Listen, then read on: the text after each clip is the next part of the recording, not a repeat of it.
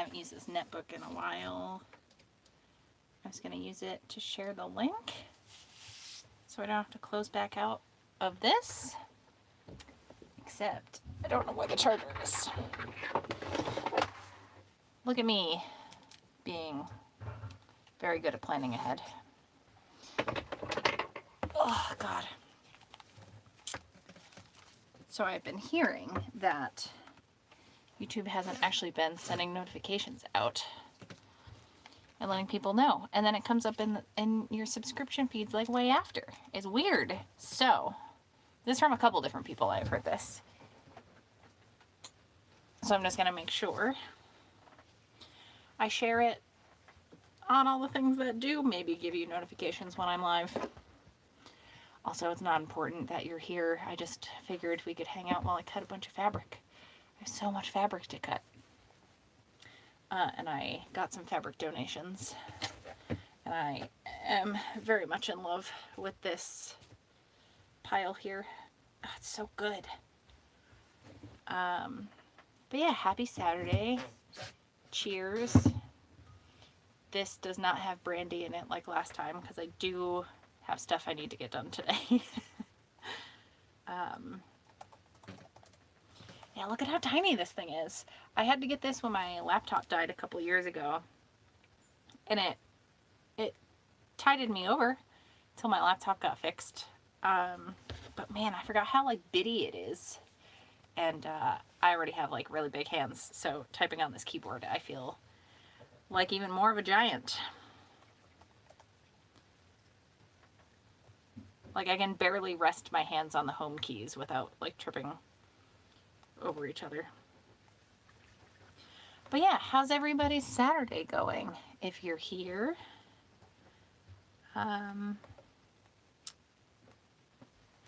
yeah, I didn't even realize we were this far into April. I didn't know it was the 4th already.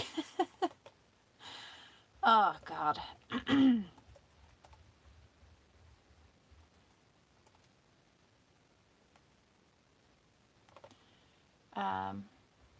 Oh my God, you're here.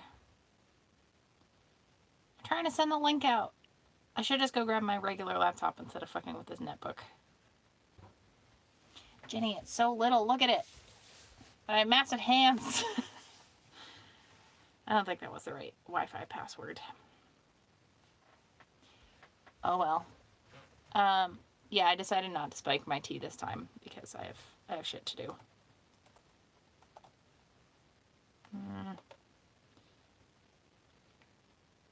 I'm trying to remember the Wi-Fi password. Good morning! How was the rest of your birthday, Alyssa? I can't believe mine was already so long ago. It feels like it didn't happen. Not that I did much to celebrate it other than marathon all of Tiger King in one sitting. And live stream with all of you. I didn't really have this planned today. I didn't intend to do a live stream, but then I got requested to make a shitload of face masks. So, yeah, I was gonna take the weekend off, but we gotta make stuff. I need to grab my laptop so I can put this link out to the world. So don't mind me just scrambling to get my shit together per usual. But yeah, how's everyone's quarantine? Oh, there's Pop-Tarts. I don't even like oh my God, I can't even talk. I don't even like Pop-Tarts, but it's sugary and I want it, so I'm gonna eat it.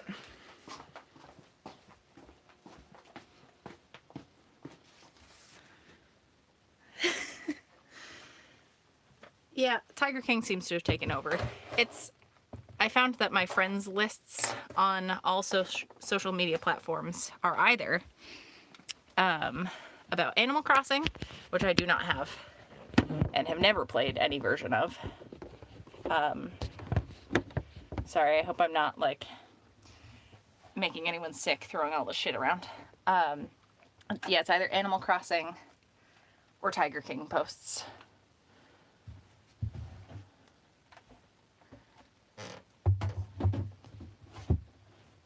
I almost started the live stream and then was like, well, shit, I need to make more more beverage to drink. I was gonna make a black tea, but I went with just like an herbal cinnamon apple situation, so that I'm not. I was finishing my coffee as I was making tea, so I need to pace the caffeine intake. But I'll make some chai later because it's the best. Yeah, I very much, I know that feeling like I'm okay, and then you just get, like, not, out of the blue doesn't feel like the right term, because it is an omnipresent anxiety looming over everybody, but it rears its head, kind of in unexpected moments. It's funny how you kind of like forget what's happening, and then you like all at once remember again. It's great. Everything's great. I was making coffee this morning and the pot was done. I poured coffee into our mugs, and I drink mine black, but my partner drinks it with milk in his. And I was thinking like, oh, you know what? I haven't had orange juice in a couple days, and I should just, it's delicious, but also helps vitamin C immune system.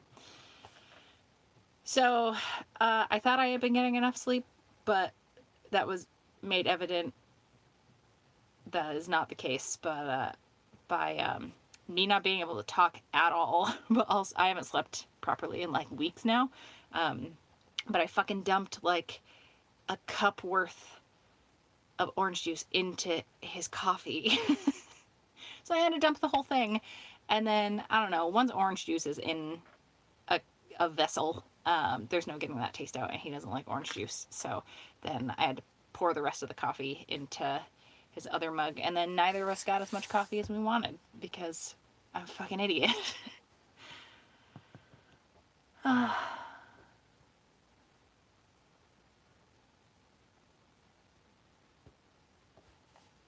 Yeah, I bought so much like good food, but then also stuff that'll like hang around for a while, but I find myself eating the like emergency backup like instant noodles.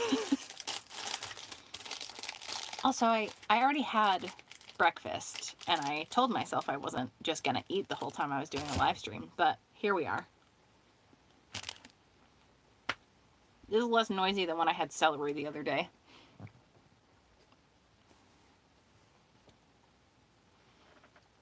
Yeah, it's the, like I'll forget what's happening, and then it's such a big wave as you're describing. Like just a wave of it, and it all kind of like hits you at once. I did find out, not my friend, but his wife and his kid, both have the plague. I don't know why calling it that makes me feel better. It feels like you can joke about the plague, where I don't feel like joking about this most of the time.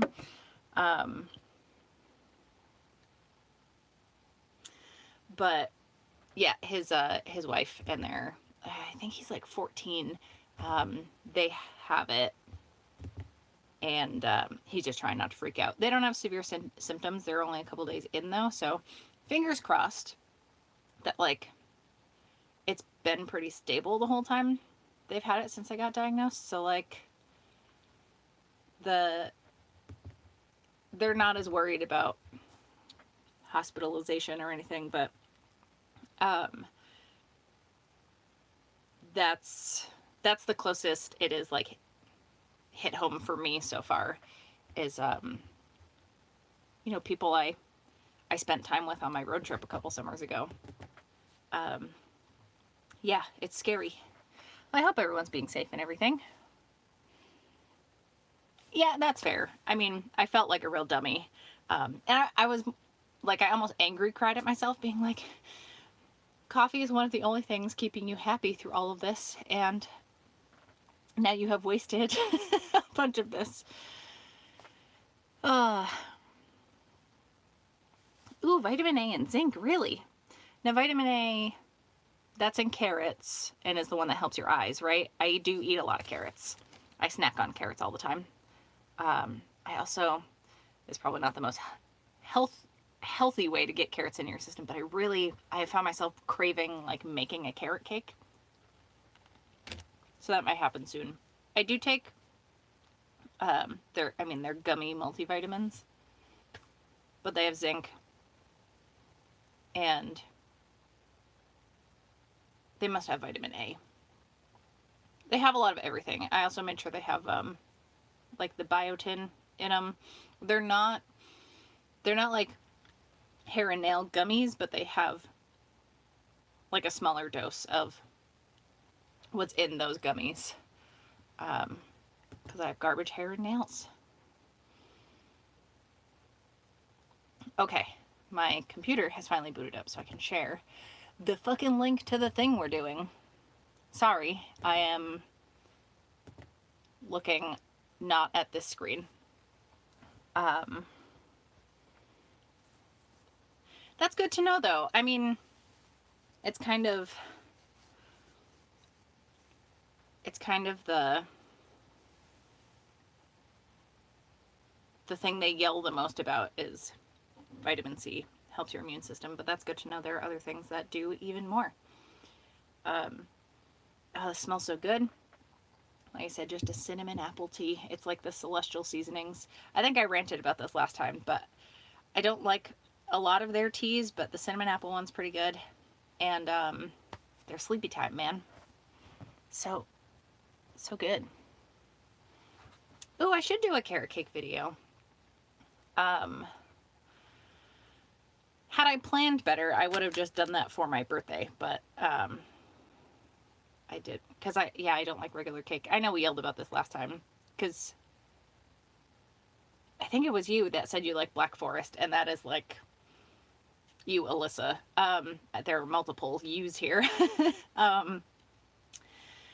And I can't think of a cake I want to eat less than Black Forest. I'm sorry. I can't think of a food.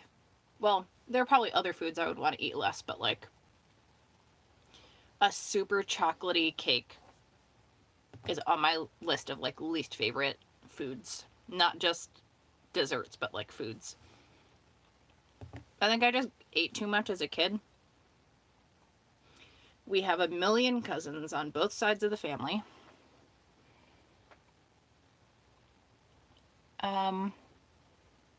What? Sorry, I just got a text message. I wish there was a way to like mute it, but it's also good to know if there's like an emergency happening. Oh, okay. There's a podcast suggestion from my partner. Yeah, we have 1 million cousins on both sides of the family, and my mom was the one that like made all the cakes. So I still like frosting for some reason. Even after the incident where she made a genie cake for Aladdin, which meant there was a lot of black frosting, and when we ate it, like our mouths were just stained black and our teeth and tongue and everything. It was a time. The fuck am I doing? Sharing the link. Jesus. I started clicking things as if I was uploading a video, but that's not what's happening. All right, how do I do this without just like opening the live stream on my laptop? There's not a way to do that. There's 2 of me and I hate it. No. All right, we closed it out. We're doing the thing. Yeah, I didn't really have carrot cake as a kid though. I'm sure at some point I consumed it and was like, this is not terrible. But I avoided like all cakes. And just assumed I didn't like them, but then I had cream cheese frosting and was like, oh fuck yeah. Overcaked. Oh, that's right. Yeah, man. So much goddamn cake. I mean, it wasn't like they were bad cakes. It was just so much. It was like multiple times a week, all the time, forever and always. And, like I have a big sweet tooth, but goddamn, it was too much. Okay, let's focus.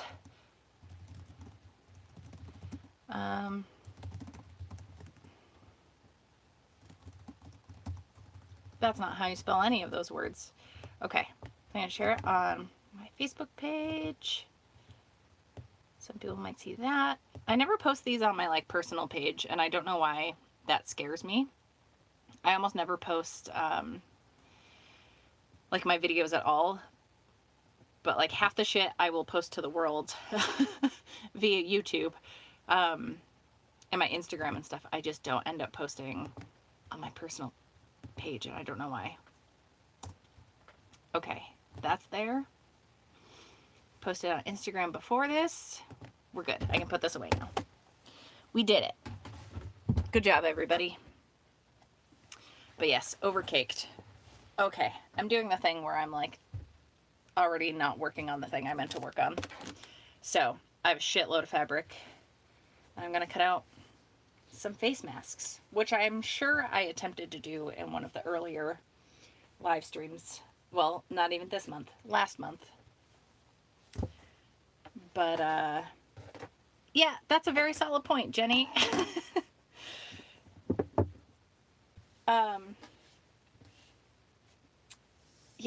Yeah, that's probably it. I can't think of another more solid reason than that. So, yeah, just gonna cut out as many face masks as I can. Oh, this fabric's so cute. I'm jealous of the people that get to wear these. I really like polka dots. These are good size polka dots. I don't have any good like striped fabric, but here, I'll show you the stuff I'm cutting. So I have this like Harry Potter fabric scrap. I gotta iron all this. I'm gonna see if there's enough. I don't think there's enough here, right? No, these aren't gonna work, but that's okay.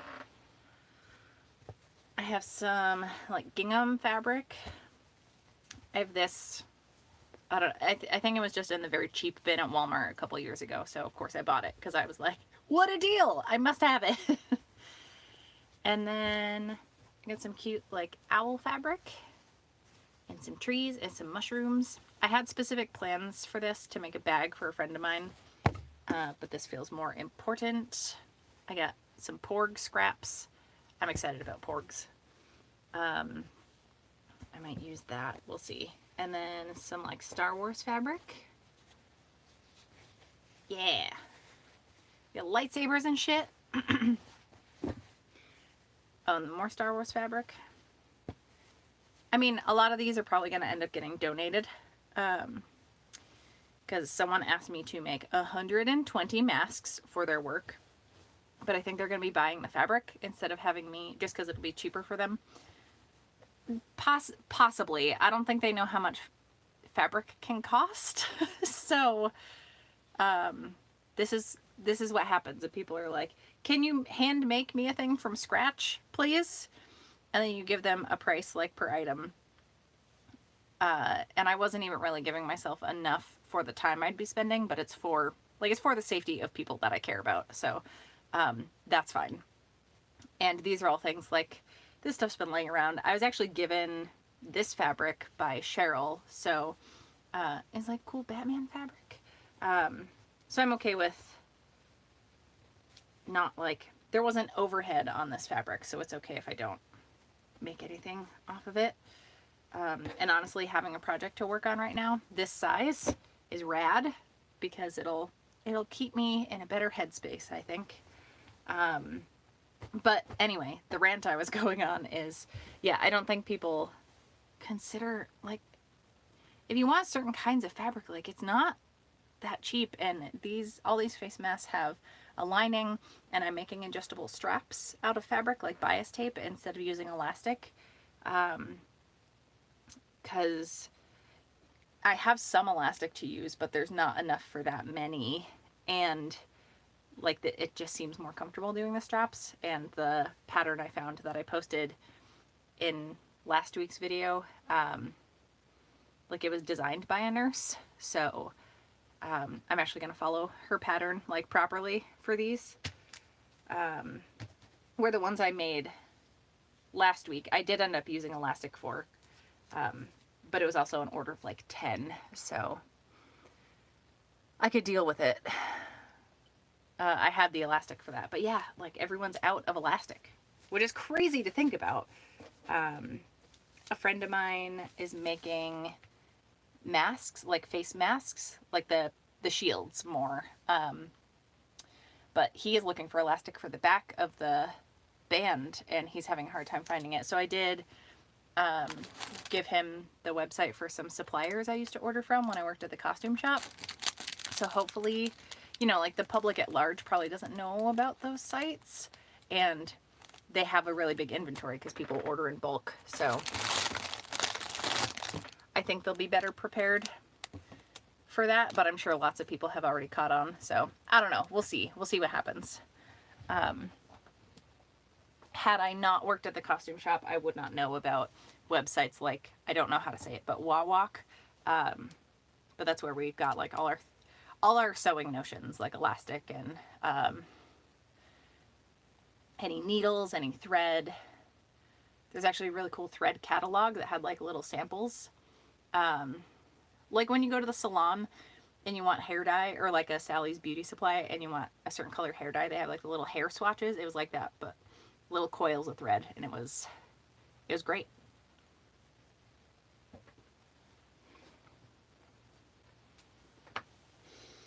But yeah, anyway,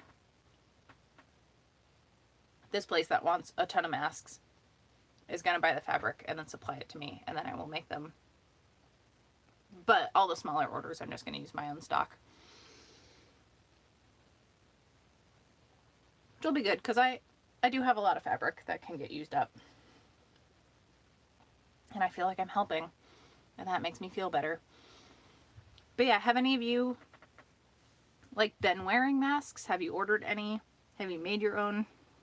Are you making some for other people? It's wild how like urgent of a need there is for this. I did not see this coming. Like I knew some people wanted masks just for their own anxiety levels, I guess. And I know certain styles help more than others. So I'm trying to make like a helpful style, but they're not medical grade by any means. So I felt kind of silly making them. But now that, you know, our whole country is under orders to, suggested orders to wear them when they're out. Like the past couple days, a lot of people have reached out to me to be like, do you have any? Please, please, please, please. Where, yeah, I don't know. I am surprised by it, and I feel a little silly being so surprised about this. I feel like everyone's very ill prepared for everything. Everything's terrible. Does everyone feel comforted now? Is this helping you?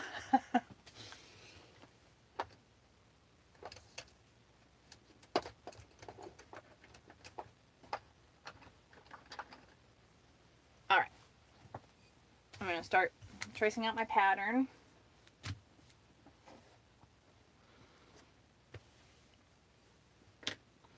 Yeah, I've been at work a couple days this past week. And I went grocery shopping, I think on Tuesday maybe. And at work, like, I'm one of 4 total employees. I only work in the same room as one other person, and she's like further away from me than, like, this room isn't even big enough to describe how far away she is from me. So her and I aren't worried about each other, and we're also like as diligent as each other about like disinfecting things. So I'm not worried about her. There's another woman that works in a completely separate space, and she just doesn't like come into our room.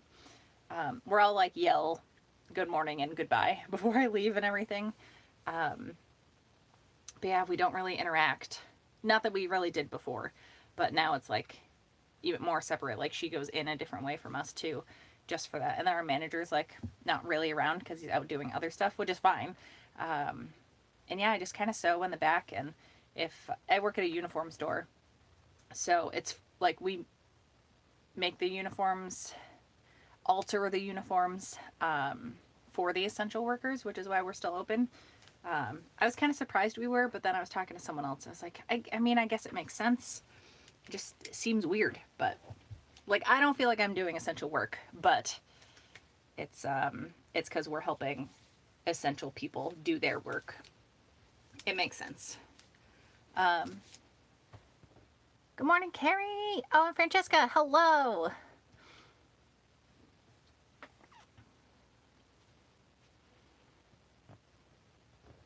Ooh, denim would be a good fabric too, huh? Because it's nice and like tightly woven.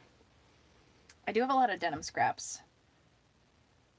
I'd want to run them through the washer again though. I don't know that all of them were washed before I stored them together. Where all of these are washed. So that's good.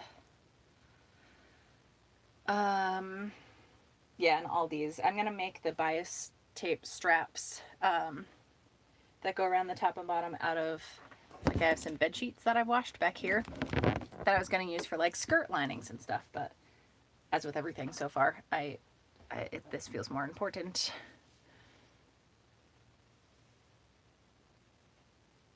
Yeah, exactly. It does feel helpful just to talk about things. Like, for me, addressing the dark shit and the anxiety and everything helps me feel less anxious. I feel like I'm generally pretty optimistic about things, but I'm also skeptical, I guess.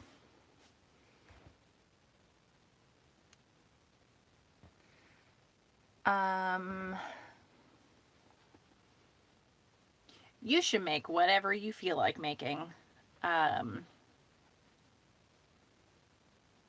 Yeah. I like couldn't get myself to make masks. Well, here, I haven't even traced out a single set of patterns yet. I couldn't get myself to make masks last week. But then finally, I had such a long work day on Monday at the uniform store that it like got me into gear, which has been helpful. So I'm feeling better about that stuff. I'm like, I've been way more productive this week, but I've also, I don't know, like, I could have made masks instead of making that fucking Joe Exotic costume, but I really wanted to make a Joe Exotic costume. So, yeah, here we are. And it's fine. I felt like doing it, and I feel better having done it. So, time well spent, I guess. Not particularly helpful to other people, other than maybe reassuring them that I am off my rocker.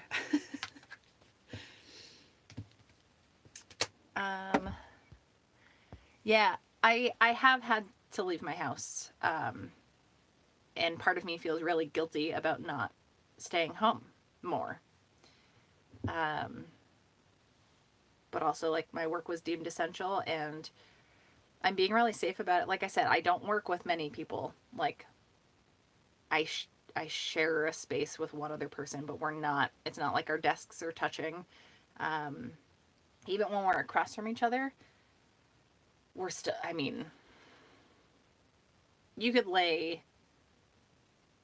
2 or 3 people 6 feet tall, like between, that's a weird way to phrase it. We're multiple distances of 6 feet apart. And same with her, like, she's been going to the store and stuff, but she's just been going home to her boyfriend and cats. So I'm not worried about sharing a space with her. And the only common thing we touch is, like, yes, the computer keyboard, but we've kind of designated like a login. I just use it for the time clock. And the 3 of us that need to punch in, we've kind of been using separate, what's the word? Terminals for that. Just so we're not cross-contaminating stuff, but then the other girl's been spraying stuff down, so I'm not as worried about that. That's other than the bathroom, but everyone's been really good about washing their hands. I face the bathroom, so I am wildly aware of people, like if a customer, we're close to the public, but if a customer before this came in and didn't wash their hands, I would like stare at them the whole time they walked back out of the store. Animals, and then I would go and like wipe the handle down and everything. But yeah, if you feel like crocheting, you should crochet. And thanks. I had a lot of fun making that dumb thing. I was actually really surprised how the wig worked out. I thought I was gonna have to cut it down. Yeah.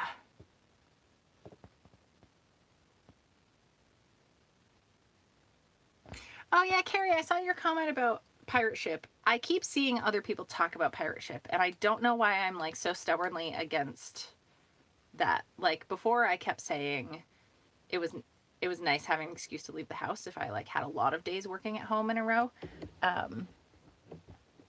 But that's not a thing right now.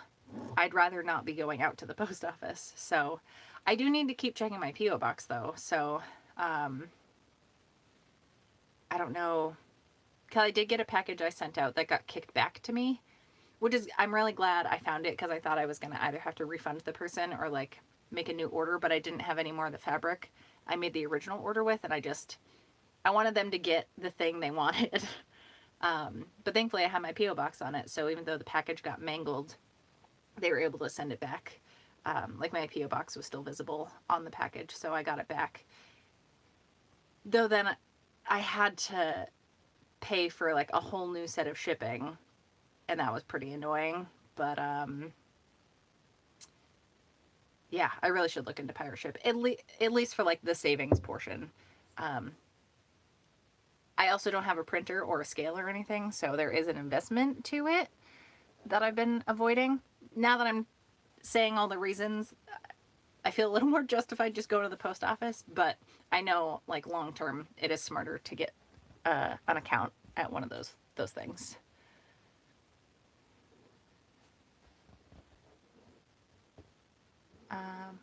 Oh, can you hear Bert wheezing? Oh, did he stop? He was like shifting around, and I think he was like crushing his own throat because he's not the smartest dog sometimes. Oh, that's great. Yeah, thank God for thrift stores, huh? Oh, you know, that reminded me. I don't know if that fabric will be good. Maybe for the bias tape strips. I have a huge bolt of like upholstery fabric. It's got to be like 5 feet tall.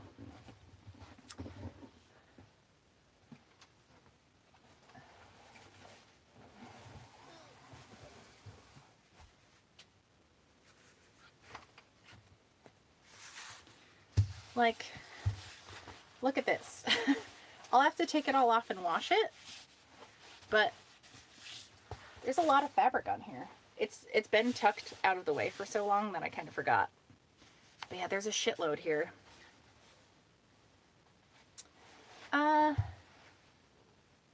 It's actually, I don't know. I don't think it's very breathable, so I don't know what the material is, but it doesn't feel like it's just 100% cotton or anything, where the rest of this stuff is. But maybe if I use it for like the bias tape strips, that'll be a good use for this. Yeah, maybe that's the move. I will keep this out. All right. I don't know why you talking about spools of elastic made me think of that, because that's not even from a thrift store. It's from my old manager's sister's sister-in-law or something. Someone like 3 degrees away from me worked at a furniture store, and they had that spool of fabric was going to go in the trash. Can you call it a spool? Bolt? Roll? Yeah, it was used for like furniture, and they were going to throw it out. But then thankfully that like train of people got the fabric to me. So that's what I made my Dr. Frankenfurter like hospital gown out of. I have thought about making gowns out of this for the medical workers, but as I mentioned, they are it's not very breathable. So yeah, I'm gonna hand some out to our neighbors. There's a really old lady that sounded meaner. She's in her 80s. Super sweet, super healthy. Like, she probably has a better immune system than I do. I love her to bits. She's great. And I watch her cats sometimes. And yeah, I'm just gonna hand her a couple. And my friend whose wife and son have it. He wants me to make him some masks. So I'm going to send him twice as many as he wants, like as he requested from me. And I'm also not going to let him pay me for it. I'm going to, he has a poetry book out called, well, I don't want to say who it is because I don't want to like, I don't know if other people know that his family has it. Not that he's trying to hide it, but like just, I don't know. It's not my information to share. Anyway, he has a thing that I would like to just do like an art trade with him, basically. Like, give me your writing and I will send you masks. Because I want his family to be safe. Hi, Amber!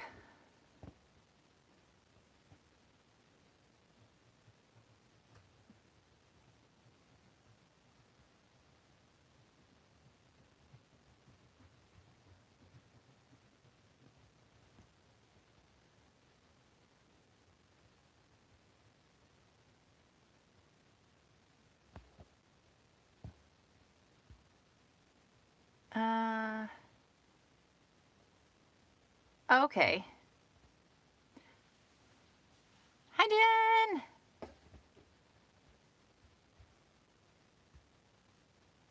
Alright, sorry, catching up in the chat. I'm sure I'm making a very dumb face while I try to read all this. Oh, good. I'm glad the tiger costume, or the Joe Exotic costume, made everybody laugh. I was in a very silly mood and just needed to do something stupid. And yeah, that's kind of been the response, was like, thank you, you beautiful idiot. Actually, after I posted that, I was like in bed just dicking around on my phone until I got sleepy. And even though I haven't slept well in weeks, when it's time to go to sleep, that's when my brain is like, you know what? Rather than normally going to bed at 8:30, we're going to keep you awake until like 2 or 3 in the morning. Yeah. And then it was in those wee hours that a friend of mine messaged me with her Joe Exotic costume. Because she has blonde hair and did like a fake handlebar mustache, and it was the most magnificent thing I've ever seen. And then she has a huge fluffy cat, so she had him in the picture to be one of the tigers, and I was like cackling in bed. And yeah, Lego boyfriend was none too pleased by me like shaking the bed from laughing so hard, but it caught me way off guard, and it was so good. It was so spot on. She even put like a fake she had like a little hoop earring, and Elmer's glued it to her face and everything, so it was barely hanging on, like that fucking guy's eyebrow ring. Oh, it was magnificent.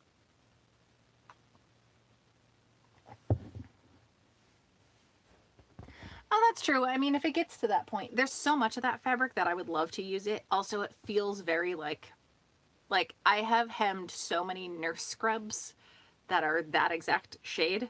I was like, oh, it kind of feels like hospital-y. And like I said, I made a Frankenfurter costume out of it. All right, I'm gonna cut off a piece, just wheeze into it. This is good, pointing scissors right at your face. These are proper cutting techniques.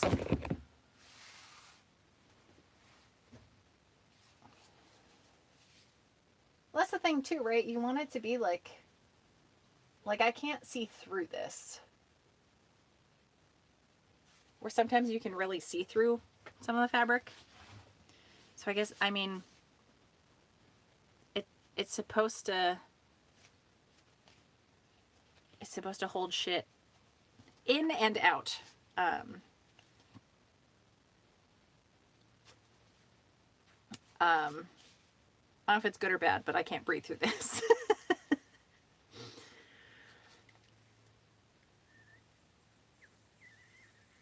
It's like hard to breathe out.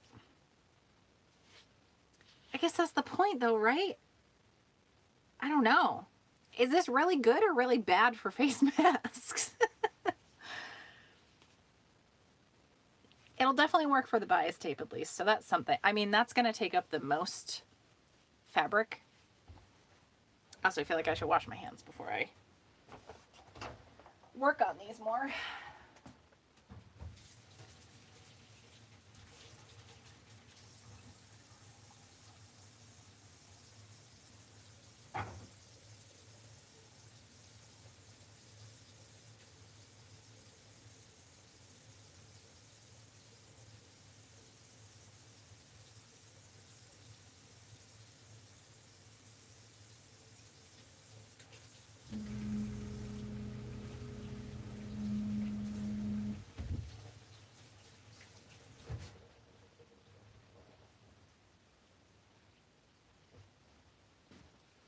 All right, sorry, it disappeared. There's a sink like right outside the door. I felt like washing my hands. Also, I know everyone's been like, wash your hands for 20 seconds, sing the happy birthday song twice. And that seems like the most boring option, where it is not like the one I would have expected to be the song that I sing, but the one that has been happening when I've been washing my hands for we're like, I didn't count how many seconds I was washing my hands before all this happened, but like at least that long.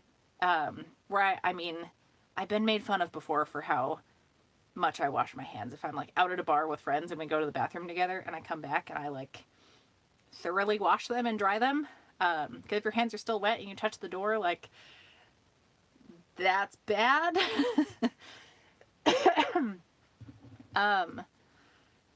Yeah, so I don't know. My dad was a germaphobe, so I think that's why that's deep within me. I know I just coughed into my arm immediately after washing my hands. But the song I've been singing is Mr.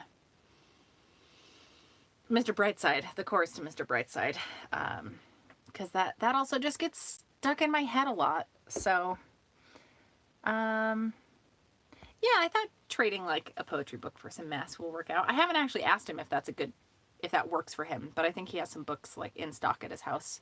So we'll just, rather than him having to like pay me with a check or something and actually have to spend more money, because he is also not able to do like live shows, stuff like that. I figured like if he just pays the shipping and then I'll just eat the shipping on my end.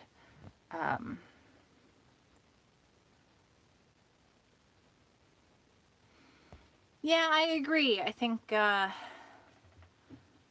I'm so happy and proud of a lot of creators that I enjoy putting more stuff out. Like bands doing live streams of their concerts. Comedians doing, like, crowd work Q&As and stuff. Just putting more podcasts out. Yeah, it's rad. I appreciate that other people are like putting stuff out. Hi, Cheryl! Well, I'm glad you were able to sleep in. I haven't been. I just don't sleep anymore. Oh, everybody's washing for the weekend. That's very good. I like that very much. Okay, now what part of Truth Hurts do you sing? Like, what is...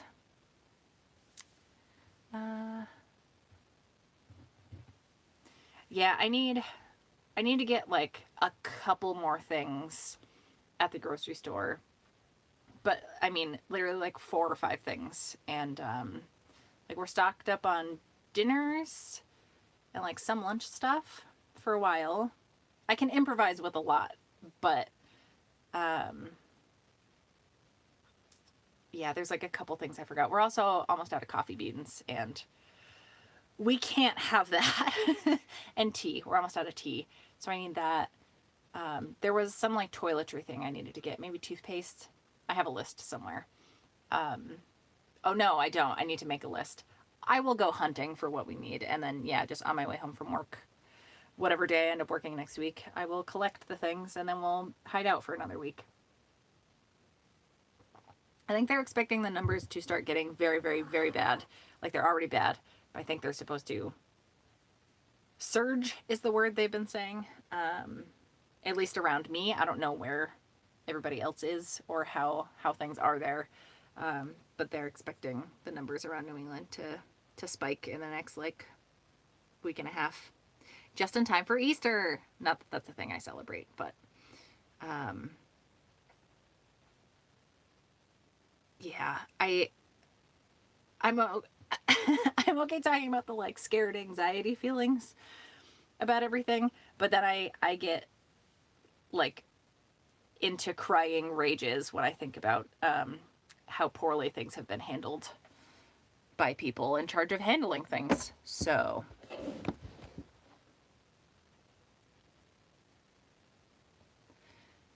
oh, that's good to know that the chorus is of Truth Hurts is also 20 seconds. Hold on, I'm trying to think of like where that picks up.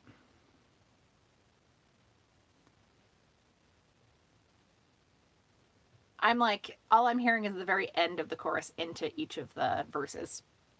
Not helpful.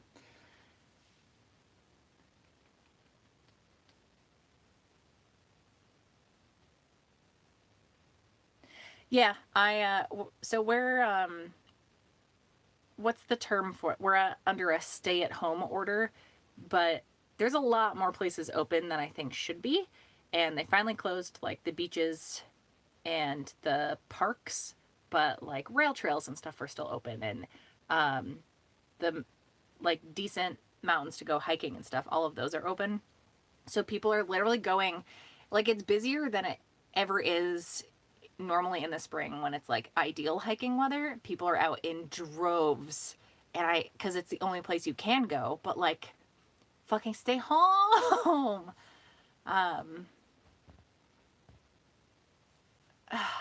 Like I keep wanting to take Bert out somewhere, and the second I see another person, I'm like, that's right, that's why I should just be at home. And like I don't even like walking around my neighborhood, to be honest, because unless it's just me.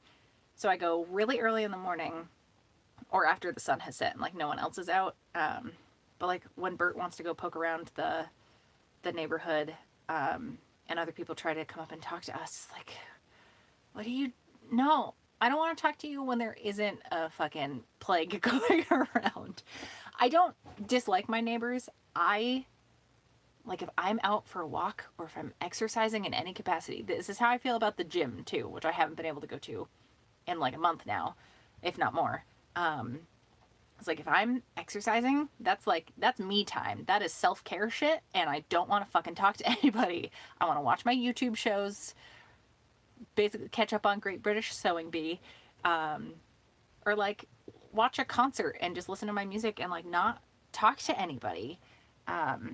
It's really frustrating when people come up to me and I don't know how to not be rude about it. Yeah, I really hate when neighbors are out when I'm trying to be out. Not that it's mine, I don't own the streets, and it's okay if you're passing by, but like, I'm okay with a wave or like a, hey, how's it going? But when someone tries to just walk with me the rest of the time, I'm like all flustered thinking about it. I get really, really irritated, irrationally so. Like if I'm not in the mood to be around people, I super don't want to be around people.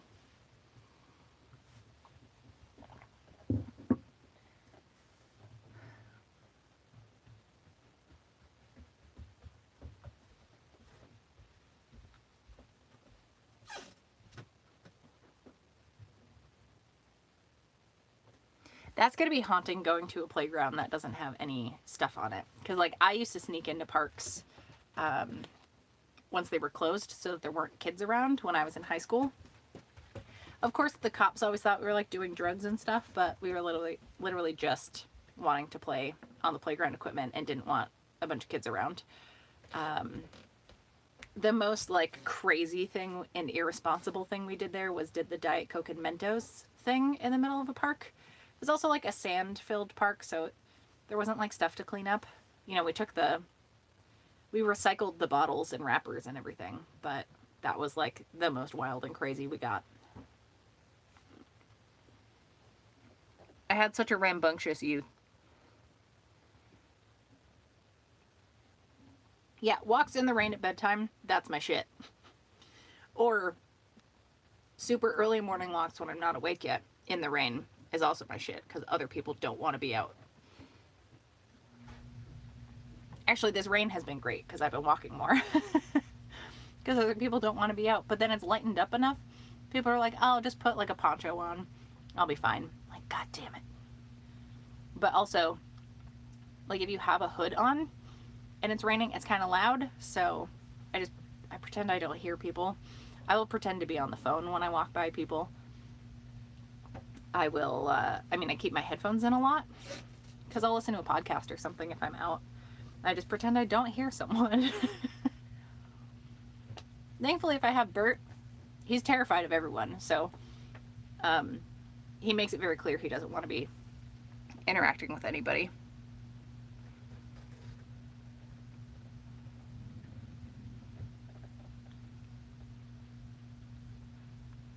Yeah, it sounded like you were really sick for a while there, Amber. I've been talking to other people and like the way I was sick earlier this year, I had breathing stuff that I've never had before, and it was well before I even knew what the fuck a coronavirus was. So thinking about it now, like I've never had a cold like that, and I was like, well shit, maybe I've recovered from it, because I think there are certainly people that have had it and recovered and like never knew. Which would be great, because the further we've gotten into this thing, the more worried I have gotten about myself, because I got some lung stuff, and yeah, my partner voiced some concern the other day that he hadn't before, and I was like, well, fuck, you don't worry about anything. He doesn't verbalize when he's worried about anything. I thought I heard him come in.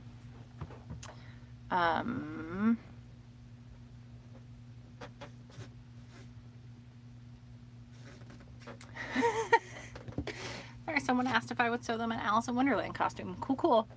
Do I have fabric for that? Maybe.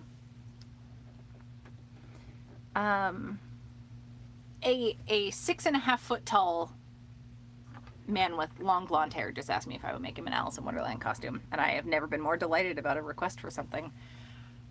I don't know when I would make that though. I'm really trying to hammer out these masks, and I like those requests. I think are only going to increase, so I would like to just focus on those.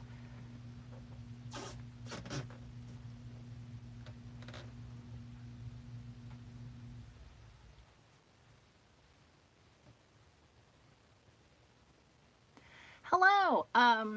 You haven't really missed anything. Just me not focusing on the project I'm trying to work on. So typical shit. How are things with you? Oh God, I'm the worst. I haven't caught up on comments from the past, like, from last live stream or yesterday's video. Like, I see some of them, but I haven't, like, sat down to respond to them all. I saw you commented at some point, but I haven't read through everything. But yeah, how are things in Italy? Are they calming down at all? Because it sounds like things are still intense.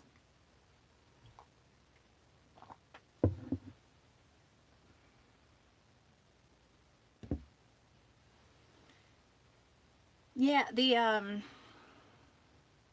allergist I went to see, that was the only time I've actually had a like lung capacity test, and I did very bad.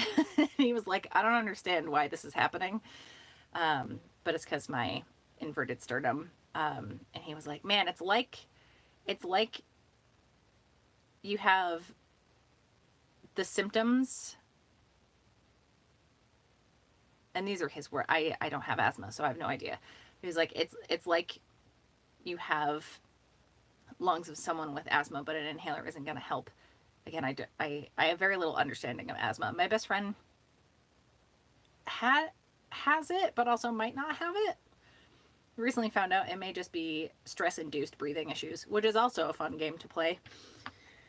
Oh, God. Everyone take a breath. I got spit caught in my throat. It's bad. I can't even relax properly. Good God. I'm drinking cinnamon apple tea but without all the brandy in it.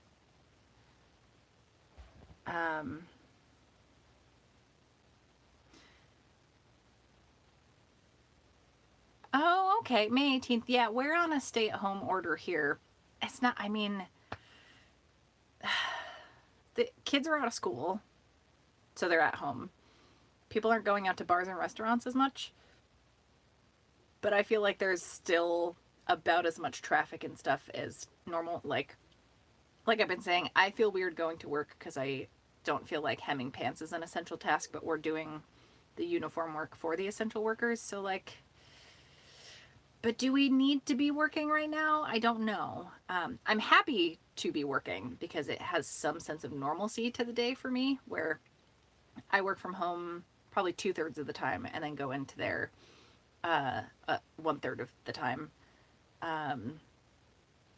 So I've been appreciating it, but I am surprised we are deemed essential.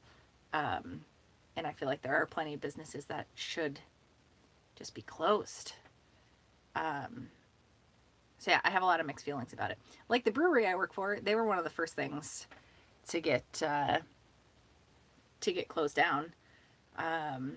Though they're still doing like curbside pickup and delivery. So I'm glad they're able to stay in business, and like it was still mixed feelings. Like, I'm glad they're not open for people to gather there. But I was so, yeah, I was relieved and also like gutted when they closed, because like I'm not working for them, at least for now. Like if they're back up and running, and yeah, I don't know. I think they're gonna have to have a skeleton crew for a while after this is over, so I don't think I'll technically be working for them for a while, which is a bummer because I literally just got that job. But that's okay. Yeah, it's stressful. Everything's stressful. I feel like I was going on a specific tangent with that and lost track of it, so that's fine.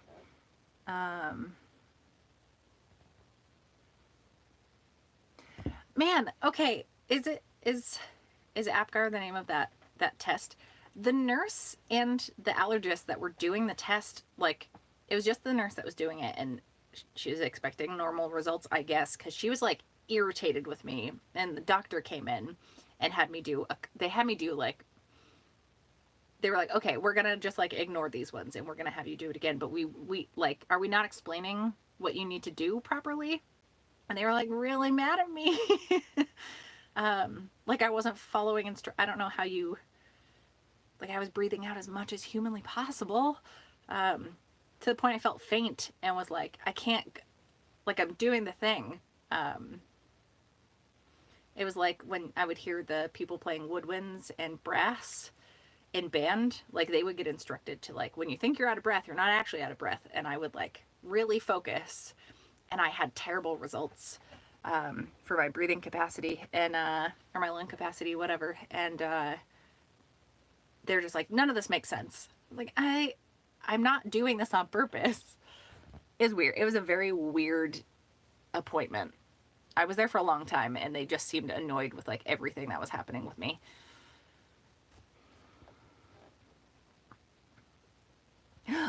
Okay, so I think my sister has been watching Crazy Ex-Girlfriend. I have a couple other friends that watch it and love it. I found out the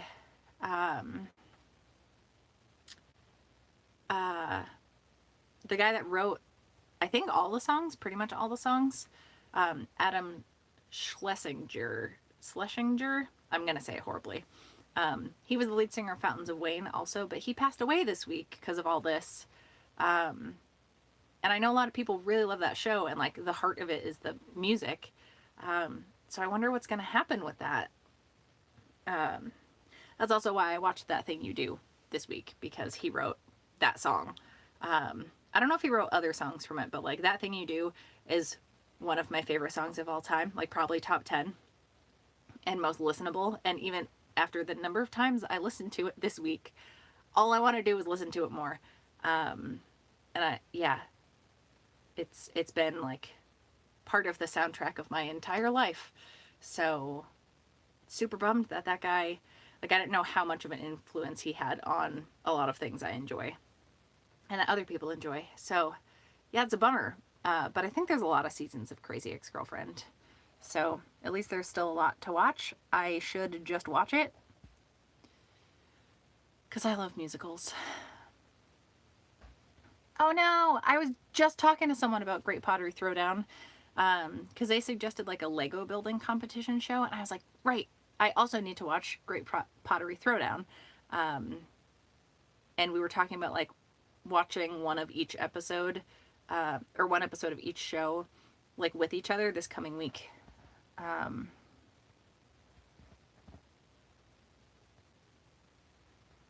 Yeah, our stuff is restaurants and stuff are curbside only.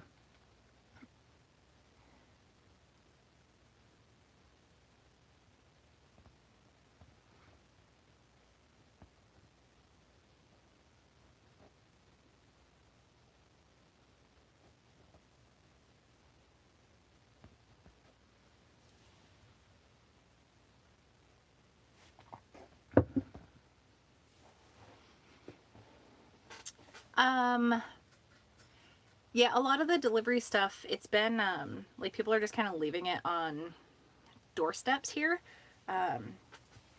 Like the beer delivery stuff at the very least, because I know more people that own breweries than restaurants, and they literally, if they don't know you already, and you order from them, they will make you like hold your driver's license up to the window before they leave the beer there. But they've just been leaving it on people's like front porches and steps and stuff. So yeah, that's I think it's an okay option as long as, yeah, they're not coming in. But also my brain is going to the same place where like, well, if that person that's making the food has been going into work during all of this, how much potential exposure have they had? And then if they're prepping the food, it's like, there's a lot of risk involved. Where I know restaurants of all places, most restaurants of all places, are so diligent about like changing gloves between orders and wearing masks and stuff. Again, at least the people I know have been doing that. Sama, who probably all of you know, she's been working in the food industry for a long time, and yeah, hearing her talk about their procedures is like, okay, if you guys think this way about food safety and everything and cleanliness and swapping things out between every order, like that is encouraging, and hopefully everyone is thinking that way. But you never know. I think especially for those people getting delivery or doing delivery, like they know what's at risk, because there are places that closed because they were like, we can't keep up with that type of like mandate. So they just aren't open right now. But yeah, I think we got takeout on my birthday, but I think that's it because both of us have been like nervous enough about it, I think. Hi, Ellis. Yeah. I just like laughed to myself because I'm cutting out like bright pink polka dot fabric, and it reminded me of that person that gave you flack for having pink things in your studio vlogs, Ellis. Like, you have to laugh at that stuff. I'm so glad you had, like, you responded to it very well. But I don't have a lot of pink stuff in my space, so when I've been seeing it, I've been thinking of you. What a dumb thing to harp on someone about.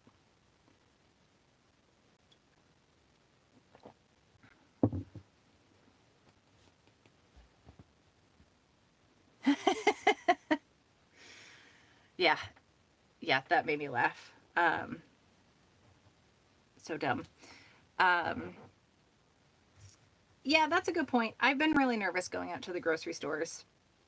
I'm really dreading having to go, like, even just for the couple things I need coming up, but no one's really doing, like, a I guess curbside pickup at the grocery stores. They used to do it, but at least the ones near me, even like the Walmart and stuff, they're not, like they've had too many people doing it. And then by the time they're going to fill people's orders, like those things aren't there anymore. And there's too many substitutes and stuff happening. So they just stopped the whole thing. Again, at least near me. Maybe other places aren't the same, but that seems like a good option to have curbside pickup. But I understand with everything happening, there are those issues there. So yeah, basically, I'm nervous about going to the grocery store more than I have been because the numbers are getting crazy here. And I think that's only going to continue the next 2 weeks, especially. I'm surprised they haven't gotten, well, they have. They've definitely been rising in bigger amounts, like making bigger jumps this past week. But I think we're still at the beginning of this, and that's really scary. I hate it. But that's why I'm trying to make masks.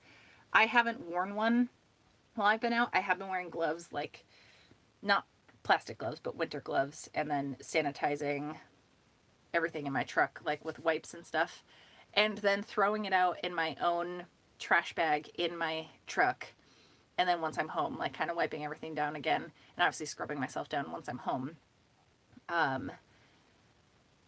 But the people that are just like throwing plastic gloves, like latex gloves, and their face masks and their sanitary wipes and stuff, like in the parking lot at the grocery stores and everything, is vile and horrible, and I hate it. And like, how are we at that point this quickly that people are behaving that way? It's unacceptable. I'm very annoyed about it, as you can tell. Yeah, there's just no excuse for that shit. Like, there are trash cans in the parking lots near, like, I've been looking for them because of this, and there are trash cans next to, I think, every, like, carriage return stall. Like, Walmart's been the worst. I've gone once during all of this because I needed, guys, I treated myself to regular ass shampoo and conditioner instead of the dollar store garbage I was using. My poor hair. I didn't get anything fancy. I got like Garnier Fructis color something. It's supposed to help with colored hair. So I feel good about like dyeing my hair again. But yeah, what a nightmare. Everything is frustrating. And I'm sorry, we're all in the same boat together, but at least there's some solidarity. Ooh, yeah, we had frozen pizza the other night. I've been eating so poorly because it's all like processed stuff. Where I mean, we'll eat a frozen pizza like once every other week or so. But I've been eating so much like stuff out of the freezer.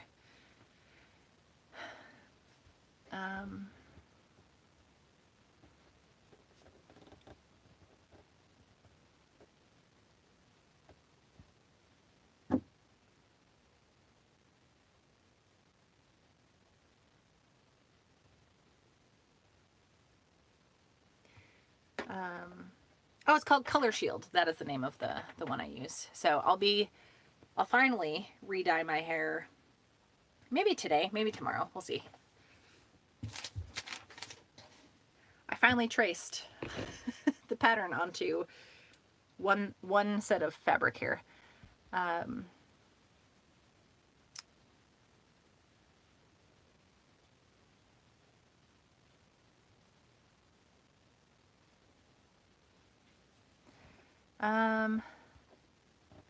Oh, I see. Yeah, I was wondering about the cardboard thing. Because I've been opening packages like outside, putting it right into the recycling bin, and then like washing everything down. And if it's in a smaller container, like wipe that down, or just letting stuff sit like in our mudroom before I open it for like a day or so.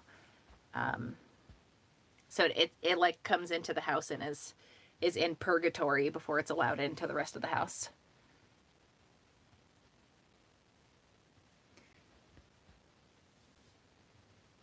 Oh, I see what you're saying. Yeah.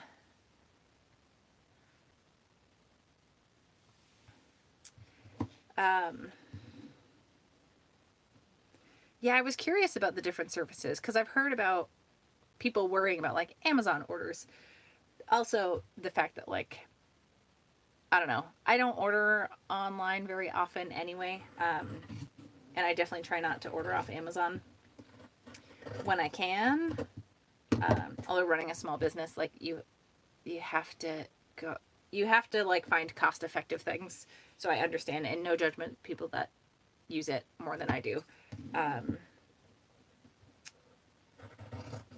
But I've heard, like, were they on strike? I feel like there were companies that had been slammed during all of this that were going on strike because they weren't being provided. Like a company like Amazon should be giving their delivery drivers like safety materials and hazard pay and stuff like that.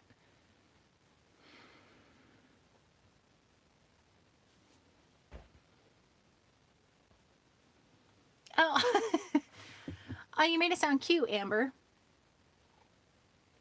We're just gonna take care of this little guy as best we can and see how he does. Yeah, it's good to know, like you're figuring out the worst case scenario, right?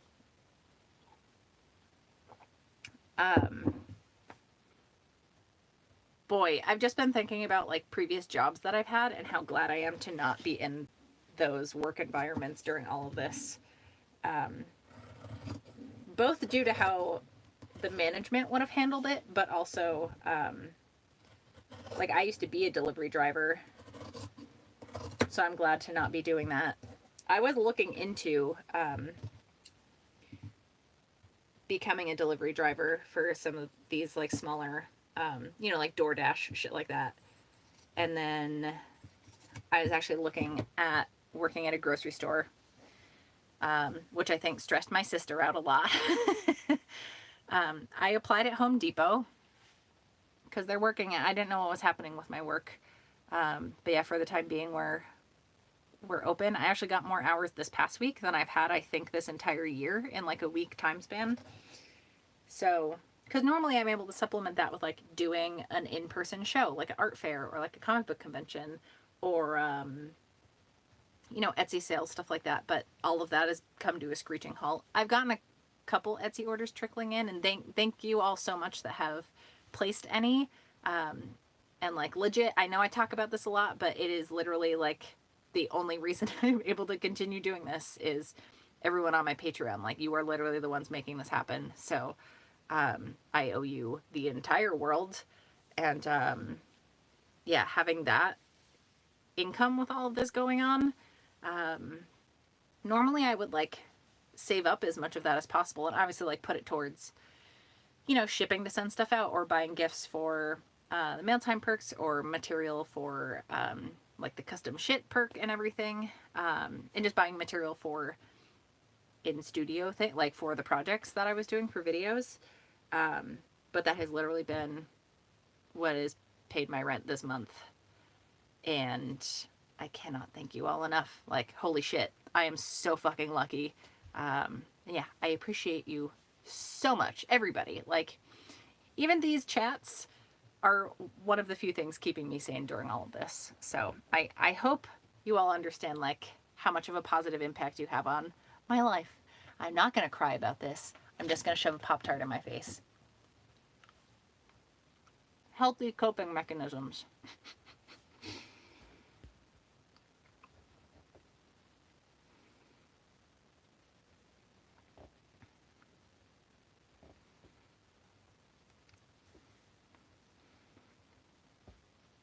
Instacart. That's who I was thinking of.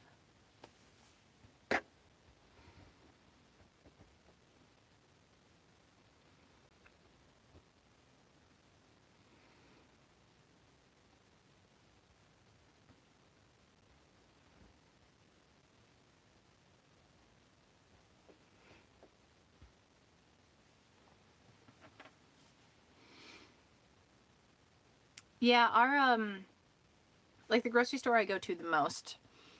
Amber, you of all people would probably appreciate this if you. I don't know how widespread the news was when it happened. God, was that 2014 when the Market Basket strike happened? but it was like all the union workers and stuff like really made shit happen. And they're trying to change like the CEO of the company or something. Like the board tried to vote someone out, and everyone loved the guy that was getting thrown out. And it was there's a documentary. I don't know what it's called, but if you look up like Market Basket documentary, it was like, that's that stubborn New England shit that I love. But yeah, they also fought for like every worker that wasn't working during all of that, like got back pay and benefits went up and everything. So I love that shit. It is hard when you're under these conditions where like people are using your services so they don't risk going out. So they're going in more danger for you not doing your stuff. But yeah, the frontline people should absolutely have better, be better taken care of. It sounds like they were just kind of left on their own. Yeah, it sounds like, oh, that's what I was getting to, is like the warehouses and stuff. You know, who knows what their backstock is. But a lot of the network of delivery drivers and warehouse workers, like they're all unionized, I think. So they're just still on their regular schedule. They haven't been working more, but things are starting to even out a little bit, I think. I think the people are still buying, like overbuying stuff. I think a lot of food is getting wasted, which is unfortunate. And like getting taken away from people that need it, that like you didn't need as much of that rice, did you? And I'm worried about everyone that has to go shopping tomorrow because the food stamps go out on the 5th in New Hampshire. So I'm worried that like everything's going to be picked over before those people, like they haven't been able to buy shit this entire month. And now that they're finally going to be able to, I hope there's stuff in the program for them to access. Yeah, I've been thinking about that, which I can't do anything about other than like not buy certain brand things that are like compatible with the EBT program. Yeah, well, and that's the thing too, right? Is people are cooking at home more, so they do need more groceries, baking stuff more. So like, it's also an activity. I find baking pretty calming. So I get people buying more. So the flour makes sense. I do understand the toilet paper situation, not entirely. I do understand people having to buy more because if I'm having a regular week and I'm out in the world for at least a third, if not half of it, I'm not using the toilet paper at home. So that is an increased use here. Especially the people that have like their kids home from school and shit. That's multiple people that aren't usually there using up toilet paper. So like that makes sense. And then, you know, milk, you're going to go through just more stuff at home because you're all eating everything there. So I understand needing more, but the extremes people were going to is it's just greed and like only thinking for yourself. And can you tell I'm a Hufflepuff that this is the shit that makes me the most mad? Yeah, it's hard not to get really frustrated with people. I'm trying, man.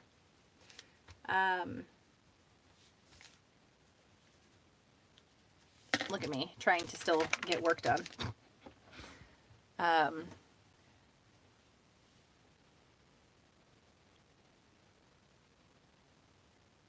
Oh, that's true. That is, that's true. There are plenty of people, that do,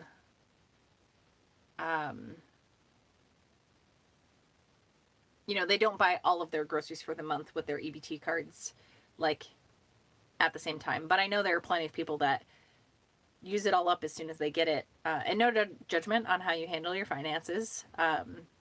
They'll load up on all of it and use like every dollar the day they get it. So they load up on the cart. And that's just like their typical thing. And you're buying in bulk and everything. where, yeah, I mean, I personally can't, like, I prefer doing little increments of things. I'm a pretty strict budgeter. Like, I can function on very little money.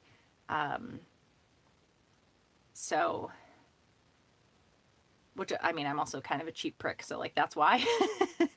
um, but yeah, like I'm pretty diligent about money stuff.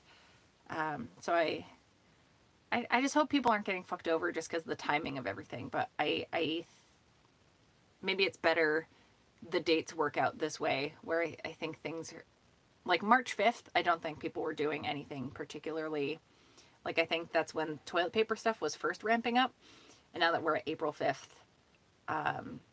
hopefully it's just a matter of going to a different store. Like, I've been trying, it took me 3 tries to find a box of pasta. I didn't even care what kind by the time I found it. Or I was like, whatever you have. I literally just need 1 pound of pasta. And there was a little bit more this last week when I went out. But then I went to get pasta sauce, and there was like 8 jars left of one particular brand, where normally that's like half the aisle. So, yeah, it's hard. It's not like everything's out all the time, but there are specific pockets that are out. And usually I've been able to just go to a different grocery store to get it, but I also would rather not go to different grocery stores. I want to just go to like the one place I need to go and be in and out as quickly as possible. When I did have to go to Walmart, oh God, there were people like casually shopping for clothes, and I wanted to scream. I was like, that's not what we're here for. If you are completely out of anything to wear during any of this, okay, but like, I feel like that's probably not the case for these people that were out, because they were like, oh, this one's cute, and like, this will be good for when we go to the beach later this summer. Like talking to each other. Like, that's not what we're here for. The fuck are you doing? Go home. See the people trying to like stock the shelves around you? Like, give them space and don't be here. Oh, it made me mad.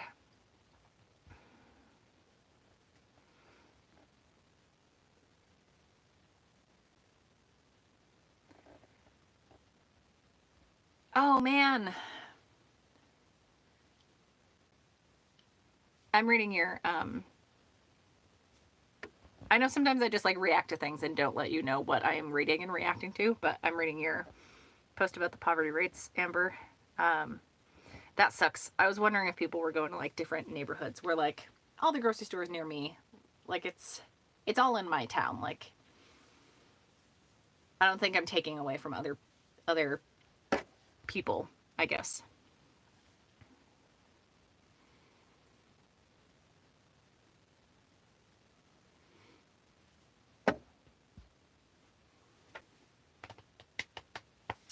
Yeah, I do have a lot of stuff in our freezer. But it's like, I bought maybe 1 too many things to fit in our portion of the freezer because we live with someone else too. And I felt a little crazy just having like a half empty bag of French fries like on their side of the freezer. I was like, God, I'm becoming that person. And then like by lunchtime, I had used other stuff in the freezer and like made the room. So our freezer is about half empty now. Because I tried to buy stuff that like can sit in there for a while and hang out, rather than just buying, more fresh produce type things. So I'm not eating as healthily as I try to do, or not as much of a mix of it. But then the stuff that's in the freezer, like, it takes up a lot of space. I've also had to buy like not the normal size boxes I get. Like, I like buying pierogies, like the Mrs. T's frozen pierogies. But I had to buy like a fucking massive bag, where normally I just get like the box that has like 12 in it. Sometimes you get lucky and get a 13th. I had to get this like massive portion. So I have like a whole another round of pierogies in the same package upstairs, which is fine. We'll eat them. But I normally don't have to buy like that size container.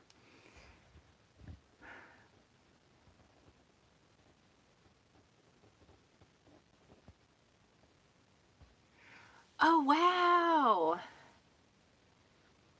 200 meters from the house. I'm trying to think of what that is in miles. Wait, a meter is, hold on. I'm going to try to do the math without actually looking it up. A meter is just a little bit more than a yard, right? Like a meter stick is 39 inches and a yard is 36 inches. So we'll call it a yard. 200 yards. Our grocery stores must be closer than that, right? No, I can't do this math. Is that less than a mile? I feel like that's less than a mile. That's wild. I mean, I don't think things are going to get to that point that police are stopping us in the street for trying to go to like a certain store or something. But I'm sure you also wouldn't have thought that was going to happen. So I don't know. People are not listening around here, and it's really frustrating. Not everyone. Some people are being really good about it, but it's the people like my parents' age, maybe a little younger than my parents' age, and then like the generation below me. Those are the ones being real pieces of shit right now.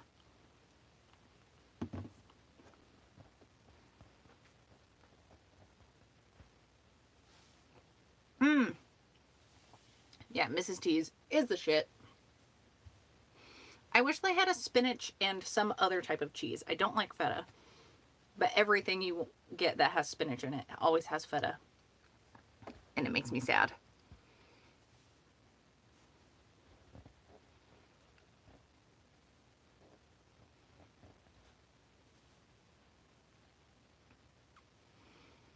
Ooh, I have to pee very bad. I'm going to be right back. Drinking all the tea. Oh, and water. Guys, drink water if you have some near you. I filled this up before I started the live stream and I haven't had any yet. I'll be real fast. You're okay, Bert.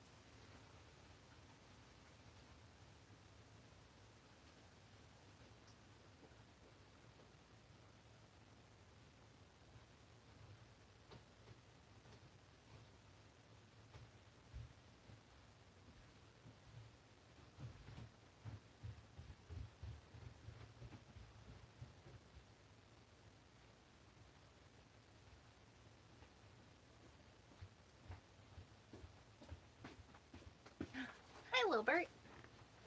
What's up, bud? He's tucked into his clamshell. So cute. Guys, I showered today. Are you proud of me?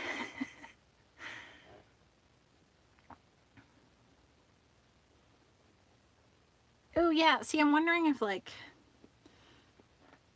especially with everyone going hiking on the mountains and stuff, and literally being in, like, clusters of people hiking it, you know, around me, there's not, like, huge mountains. Further north there are, where you can probably be more spread out, but, like, going up on the Uncanunics, there's not a lot of space for people to spread out, and it's frustrating seeing people going out in droves. So I wonder if cops are going to start monitoring places like that. There's a hardware store nearby that I applied to work at. I don't know if they're actually going to ask me to work there. But they had cops standing at the exit, at the entrance, and they like designated an exit and entrance door where normally you could like go in and out of whatever. But they're limiting the number of people in at a certain time. And starting, I think tomorrow, the grocery stores are doing the same thing, where I don't know if they're going to have police do it, or just have like supervisors outside. But they're literally keeping track of like a head count of how many people are inside at one time, which I think is very smart. Oh yeah, spinach and ricotta. That's all I want.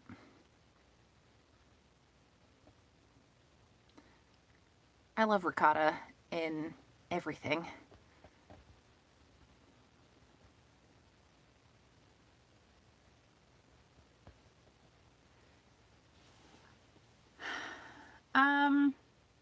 Yeah, that's not great. Yeah, like I said, I want to make our little old lady neighbor some masks, but I think I'm just gonna have I think I'm gonna just like leave them in her mailbox with a note, because I she is one of the people that like very badly wants to chat with everyone when they're out for a walk in the neighborhood, which is part of why I haven't been going out for walks unless it's pouring rain and too cold for anybody else to be out. They have, I saw a picture they set up maybe outside of the Walmarts, where they have like people at smaller stores have been like putting masking tape across the floor that are at least 6 feet apart, so you're not up each other's ass at the checkout, because that was happening. I went to Market Basket and there was like, I was in front of the conveyor belt. I was putting my stuff on it. Like it was my turn to be putting things on it. The person in front of me was completely done their transaction and like leaving. So I started putting stuff on the belt, because you're supposed to wait till the next person's done to start putting stuff on the belt. And the person behind me, like I hadn't even put the separator up. And again, they have it set up now so you're not supposed to touch the belt until the next person's done. The next person tried to like edge in on my shit, and they were like this close to me. I was livid. Thankfully, the store employees were like, excuse me, you have to stay behind the line until she's done. I was like, oh, thank God. I don't have it in me. Like I got very, very anxious very fast and was like, am I being the insane person that's like, please back up? But I was the one being infringed on. So like they were the ones making the offensive action. So I should have felt more comfortable speaking up, but I'm so bad at speaking up for myself. So surprised. But yeah, so I haven't gone out since they've set up the new distance things. But supposedly you're supposed to be lining up outside stores with like a certain distance between people, which I think is smart, because they have been doing like elderly only hours in the mornings. And I think that's great. I think having designated times for any high risk person, because it was also, you know, if you have autoimmune issues or whatever, you could also go in during those hours. But people were disobeying it. There was a guy that posted in a local Facebook group that was like, anybody else sneaking in during elderly hours to avoid the crowds? And everyone was like, I hate you. You're a bastard and you need to be stopped. But yeah, I guess it was more crowded and people were like being way pushier during the elderly hours. But I think people are just scared. So I don't fault all of the behavior, because people just like want to take the window of opportunity, get their stuff in, like go back home and be away from other people. But a lot of people were not being very smart about it, and they were in bigger crowds than they were normally at the grocery store. So I'm glad they're enforcing like spatial rules like this, like only so many people in the store at a time, because that's such a huge factor. Like if you have nowhere to go that isn't full of people, what are you supposed to do? And if it's your only window of time to get your food, like I'm glad they're instilling more rules. I'm not normally the person that's like, yes, more rules for everybody, but more action needs to be taken because things are getting worse. And yeah, it's frustrating how certain people are handling it. And there was a guy on Facebook, I need to just delete him off my friends list, because we're like loose acquaintances now. He's like a friend of a friend of a friend, kind of. I've met him like 3 times, but we run in the same circles, and he posted this like scathing rant about people that were getting tested and having negative results. And there's so many reasons to argue with him about it, but there's no reasoning with him. So I was like, I'm going to leave this alone. He was going off about like how people were being stupid for getting tested when they don't have it, or like I'm sure you all feel the same way as me about this. It's the only person I've seen with that particular opinion. And I was like, what? He's like upset people were getting tests that were coming back negative. Like they were wasting time. And yeah, it was a frustrating thing to read. That's why I've been shutting my phone off for like hours at a time.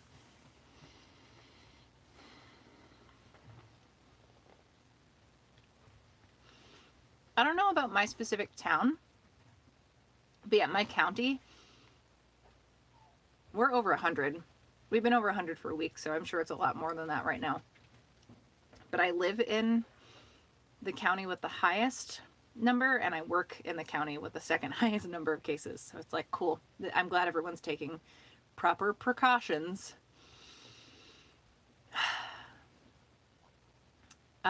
Oh, we definitely don't have that many people though. I don't think. I'm very bad with like people numbers.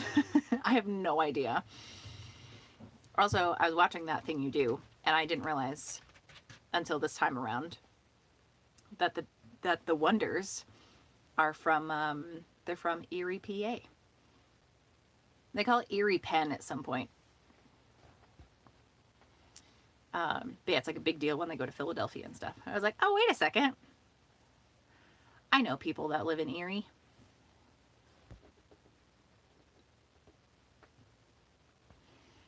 Oh, man. Yeah, that's the other thing too, right? Like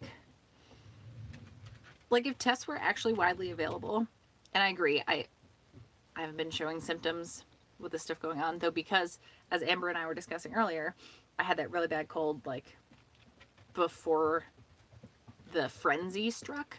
I wonder if I had it and have recovered, which would be nice to know.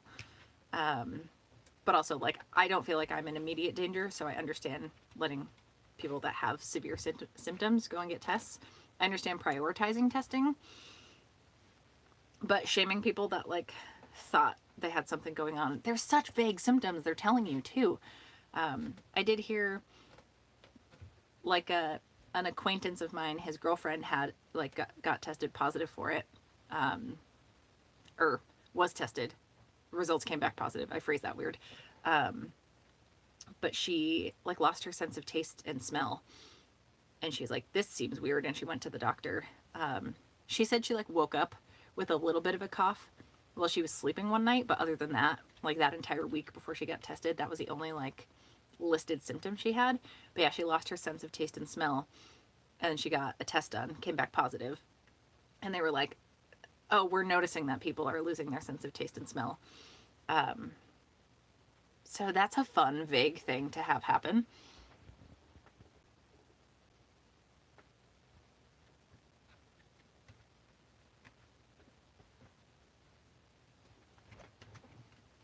That's fair. Pennsylvania is a lot.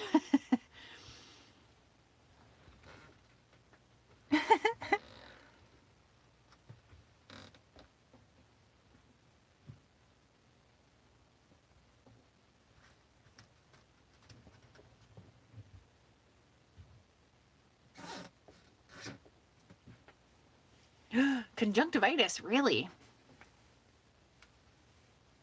Interesting. Yeah, I mean, I'm thankful that a lot of people, like the people I know that have it's come back positive, or like, okay, I definitely have it. It's not so severe. Like they haven't been hospitalized or anything, and they've just, made a normal recovery.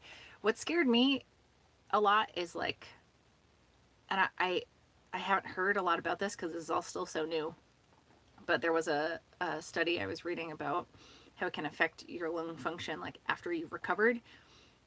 But that must just be for severe cases that recover, I'd imagine, right? Because like if there are so many cases of people that didn't know they had it and they're recovered and like things are as normal, I assume that's like a low percentage of people have affected lung shit after. But maybe it's like further down the road. I don't know. That spooked me just because I already have shit lungs.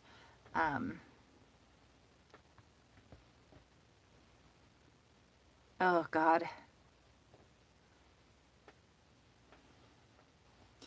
Yeah. One of my very best friends was on a cruise and came back and was like, he showed every symptom they were talking about, and he's like, and I just got off a cruise, so like, and people he was around a lot on the cruise had it, but he was like, the tests just aren't available. So isn't that crazy that like there are so many people that definitely have it that can't get tested? It's wild. Oh, excuse me.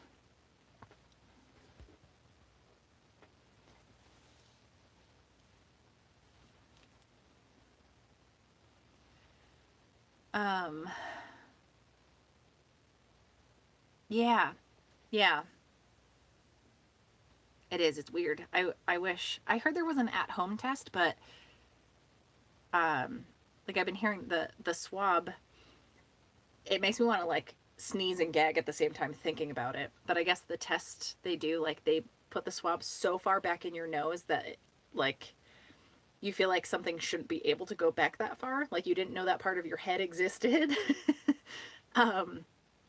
And not in like a fun, interesting way, but in a like, oh God, this is a special kind of hell that I didn't know could be penetrated. But the thought, like I was listening to the Sawbones episode about it. It's the coronavirus part 2 episode where they're talking about the at-home test. It's also by like a questionable company. This is what Cindy McElroy was saying. Dr. Cindy McElroy, who is like an actual general practitioner doctor, like actual doctor. Not just Fred on Facebook going on a rant about negative testing. But yeah, she said being a doctor doing that to other patients, it can be like somewhat tricky because the patient, like, it's uncomfortable. But she was saying that even trying to perform that at-home test on herself as someone who has been trained specifically to administer these tests and is a doctor and like knows what part it needs to get to, she said she didn't think she could properly do it on herself. So the fact that they're sending these tests out to people, I think it's like $135 per test, and you can order it at home, and it goes to the same lab that all these other tests are going to. You know, if you get a positive, that you definitely have it, but if you get a negative, it could have been a misadministered, like poorly administered test. It's harder to know, like, if you did it right. Plus, there are false negatives coming back, and that's really scary. So part of me is like, is it even worth getting a test? I would say probably. But yeah. Oh, hello. Good. Is it still morning? Nope, it is not. Not here. Good afternoon. A pap smear for your nose. Oh my God.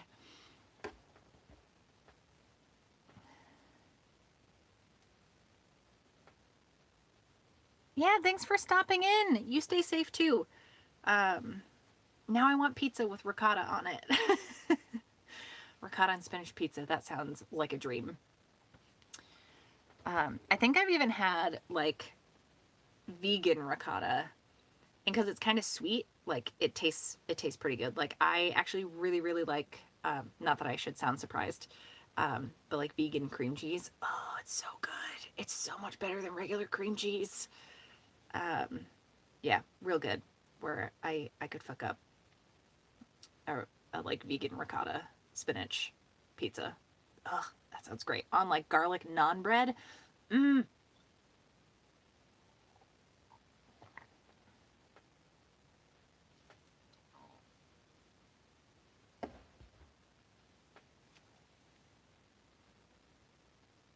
Oh, I've never had to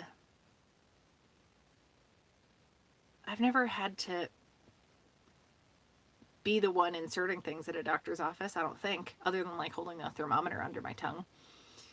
Anytime I've gone for like OBGYN checkups, I'm just laid back and I let them do whatever they're doing. It's not always like 100% comfortable, but I was expecting like pap smears and stuff to be way worse. And maybe I just have a different anatomy layout that I handle it better. Like it doesn't cause as much pain or anything. Oh God, I had a friend that almost died from an ectopic pregnancy. Jesus. Wait, am I thinking of the right thing? Is that where it's like on your fallopian tube? Am I thinking of the right thing? I had a friend that almost died because she had I almost said fermented egg. That's not the right word. Jesus Christ. Fertilized. Wow. Maybe it's time for beer. Yeah, it was in her fallopian tube, and she almost died from it. Yikes. 4/5 of your blood. That's too much of your blood to not have in your body. I think there was a lot of blood loss with her. Yeah, that sounds so scary. I don't think my body would handle like regular, straightforward pregnancy well. But that's the kind of stuff that scares the shit out of me. Yeah. Oh, well, I'm so glad you didn't die. That's fucking terrifying.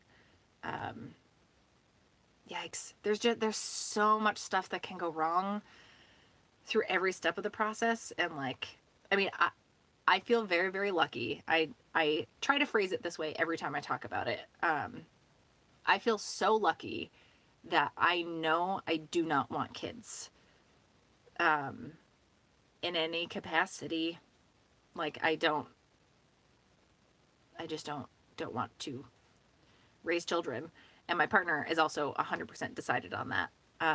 Which some people like have a hard time hearing, although it's not their deal, so why does it matter? But I get a lot of people interrogating me about it, and I have a lot of responses, and they don't like them because I've thought about it a lot. And that is why I am so solid on my decision. But I feel lucky for it in many ways because there's a lot of life decisions to be made as far as like the timing and how many. And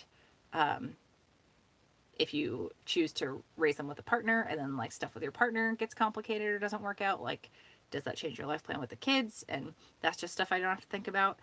But also like I get a lot of weird health shit come up, and I don't think I would handle it well. My sister almost died having her second kid. That doesn't bode well for our genetic pool. And yeah, like I have a bunch of health shit I don't want to pass on. Again, my partner doesn't want kids, but he has a bunch of health shit I don't want to give to another generation of people. So yeah, I'm glad I don't want kids because for many reasons, but I'm so afraid of what would happen to me if I got pregnant. And I know like you don't intentionally have a ectopic pregnancy. But the fact that kind of, like if you're trying to have kids, like I'm on birth control all the time. Sometimes I have like breakthroughs if there's stress happening, like is probably going, like I can feel that it's coming on soon. Because it's all hormonal, so like stress can throw all that into the shitter and be like, we're doing this anyway. But I'm on birth control pills at all times. So I mean, there's always a chance of something happening, I guess. There's only like what 99.8% accuracy or effectiveness, I guess. Accuracy is a weird word, but effectiveness. But if you're trying to get pregnant and then something like that happens, like an ectopic pregnancy, it's so scary. It's so scary. And yeah, so many other things. So my heart breaks for people that are trying to have kids and have complications with it and like can't have them at all in the first place, or just if things go awry during the pregnant, like it's devastating the amount of work you have to go through if you want a kid to have a kid. Of course, and then there are people, and this is going to sound very judgy of me, but these are some of the people I'm related to, where they literally have kids to like get better benefits from the state and stuff like that. Like, it's literally a money grabbing scheme to have another kid. I'm sure they feel affection for the children, but it's not for the desire to have another kid. And those are these specific people I'm thinking of, like, they are just very fertile and maybe they've had issues. And I know I'm sounding like a really big asshole right now, but it hurts to see people like that kind of like abusing it, and then people that really want kids and just can't, like struggling for years about it. It crushes me a bit. But who the fuck am I to talk? Because I don't want kids, so it's not something I'm directly involved with. I feel for it very hard. I know it's hard for people that very badly want kids and are like set up to take care of them well, not be able to do it, and then see people like my relatives. Can you tell I get frustrated with the people I'm related to? I was talking with my sister after we watched Tiger King. I finally got her to watch it, and she's like, there's like a pretty big chance we're related to this guy, right? I was like, yeah, probably. If any of my family moved any further away from the East Coast, I would be more suspicious we were related to that man. This is part of the crop I come from.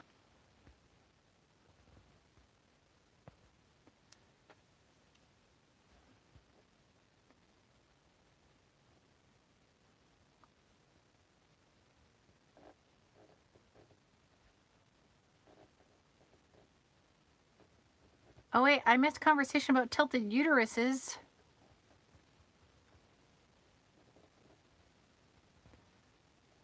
Isn't it wild reading the thing about the ectopic pregnancy, you thinking it was just a bad period? Isn't it wild how much like pain we can deal with regularly, and then if there's something really buck wild like that happening, we're just like, oh, it's probably just gas. Probably just a bad cycle this time. Or it's like a life-threatening thing happening, and we're just like, nah, it's probably not anything bad. Ugh.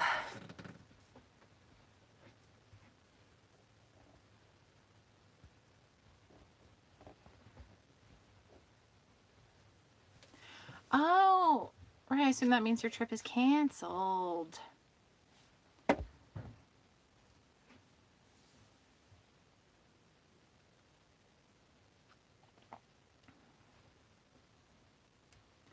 Oh, that's incredible. Yeah. Like, if some of my relatives fell into money, they would absolutely start like a tiger farm. I have no doubt in my mind. Oh shit. Oh.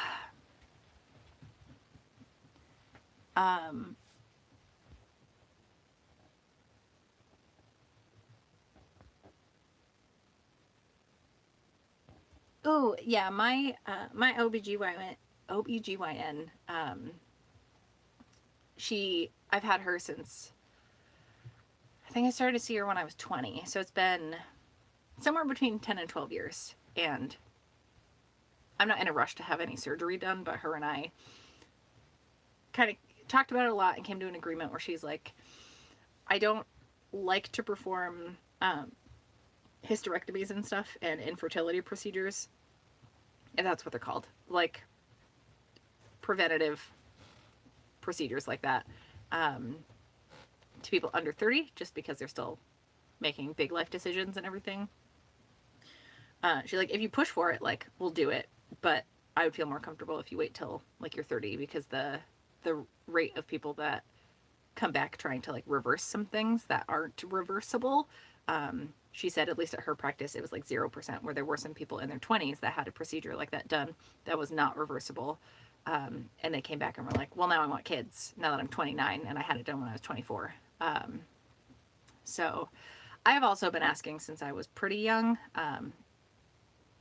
Again, I've been handling being on the hormonal, I view it as a medication because like I am in a debilitating amount of pain. I black out. I like lose consciousness almost every time I get my period. So like that's not great.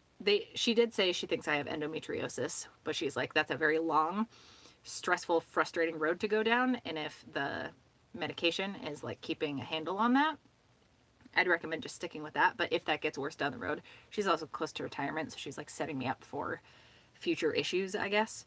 She's like, down the road, if that gets worse, like that should be something you pursue. But like, it's pretty much handled with the medication I'm on. But that was like a big thing to find out. Although she didn't say I definitely have it. So, cause it's a bitch to diagnose. And like, I have heard of friends going through the process where it's years and years of trying to figure it out. And like, I'm not pumped about going down that road. So I'd like to, I think she also knows me very well. I have a great doctor. So I think she understood like, this is fixing the problem. If it stops working, then you can go down that road. But anyway, yeah, I'm on medication all the time and that seems to work for me. So yeah, I'm okay with things as is. It is frustrating when getting stressed and my hormones affect it and I'll still get like breakthroughs and stuff.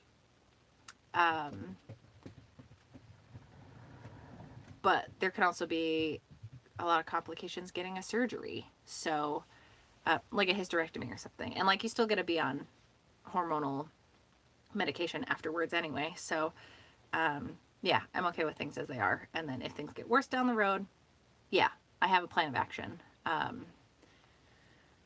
And yeah, she's like, before I retire, you know, she's still going to be there for the next couple of years, I hope.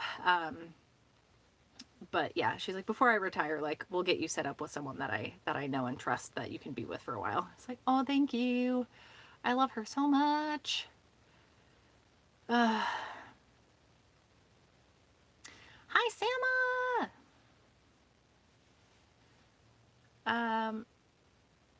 I just got very sleepy. Maybe it's almost time for caffeinated tea. Oh, we've been going for 2 hours too. Look, guys, I've cut out 4 pieces of fabric. Oh, I just gotta make the dart notches and then I'll get the next pile going.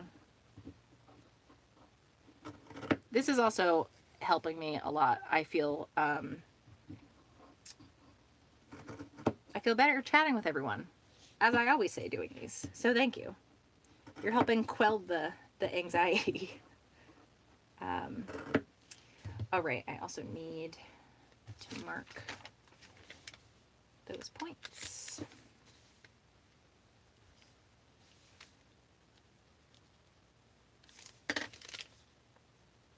Itchy nose.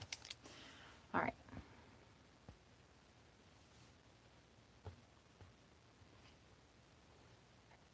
Oh.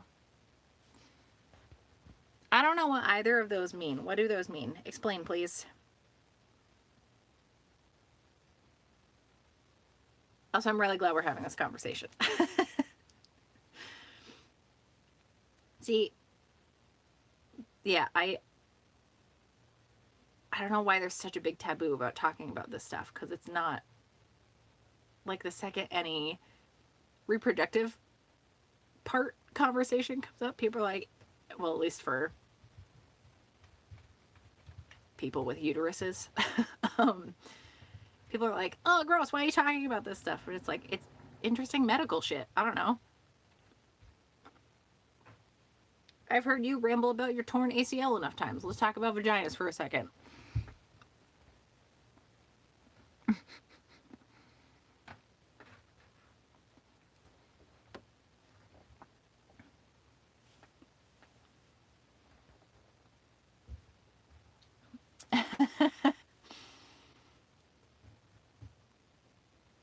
Yeah, see, this is fascinating and all things I want to know more about.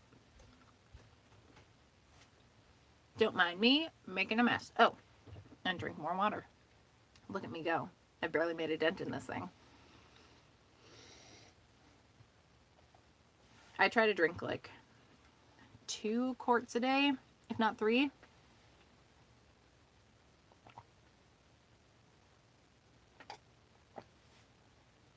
Yeah, Jenny, what the heck? You can make like a cool necklace, or maybe use them to like, you know how some librarians have the straps that like you can have your glasses hang down and then put them back up. I think that'd be a good use of tubes.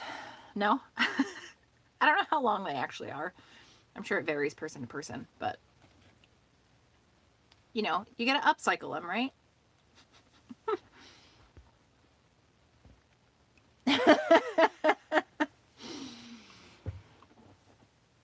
Waste not, want not, man.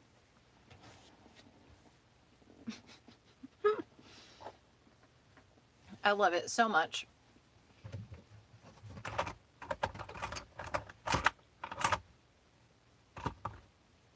Where is that tool that I want to use? Where is it?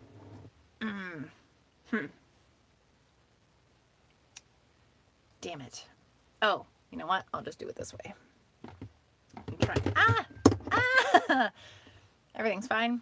My pin cushion fell. It like kept falling onto lower and lower things on my shelves and then came at me.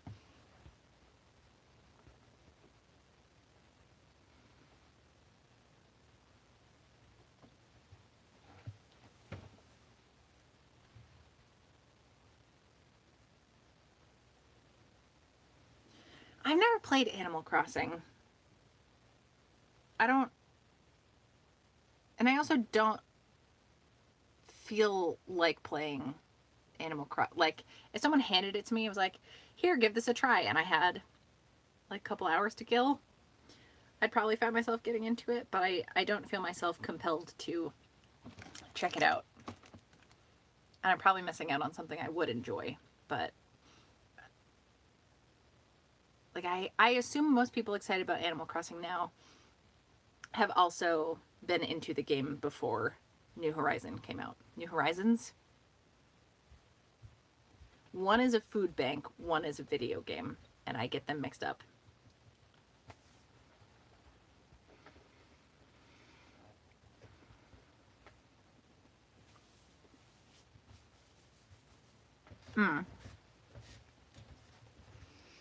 It has reinvigorated my desire to play with my Nintendo DS.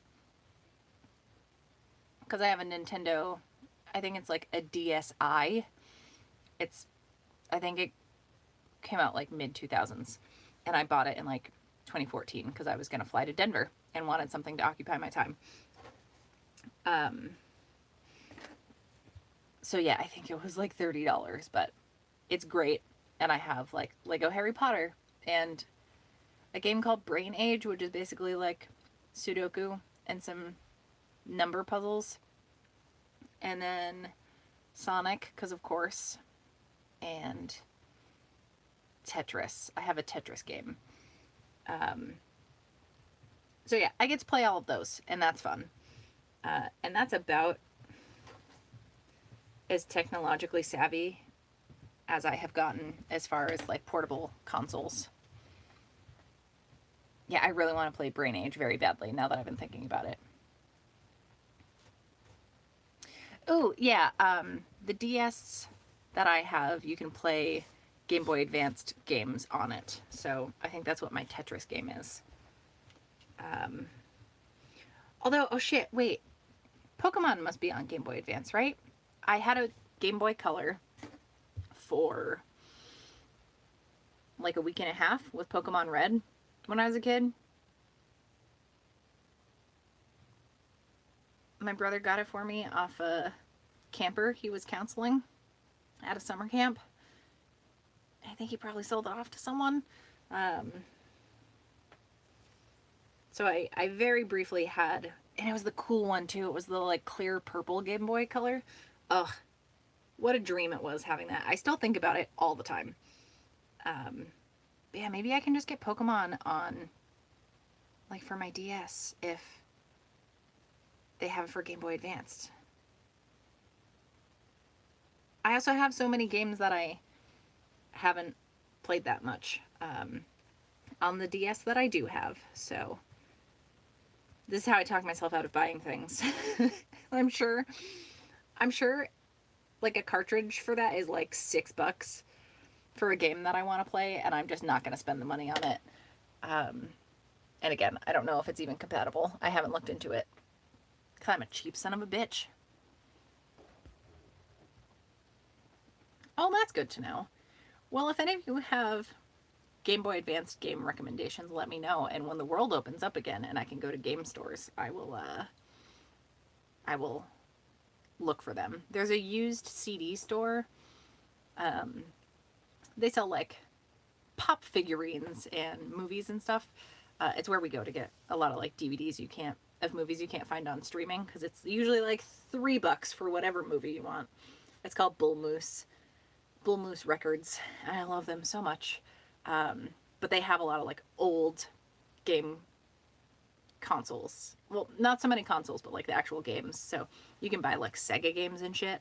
I think that's where I got my Bonkers and Marsupilami Sega cartridges. I played those a couple months ago. That's what we did on Thanksgiving, was play Sega Genesis, and it was great.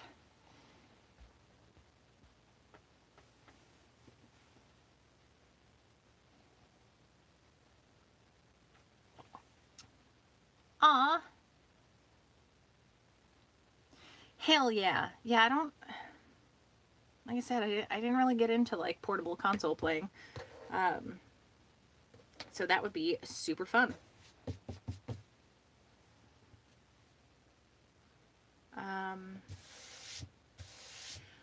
Oh, that's what that's from.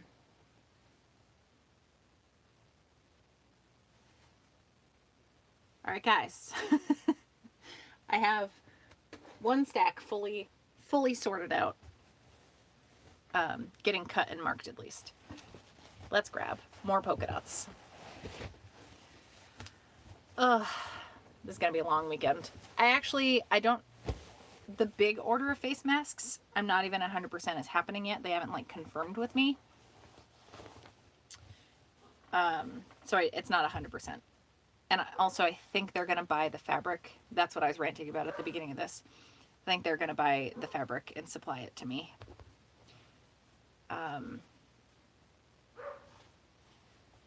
So these ones I'm making are gonna go to a couple people I know that need them, and to some of my neighbors, and then I'm just gonna donate the rest. Though I gotta make sure whatever style I'm making is acceptable for like local places.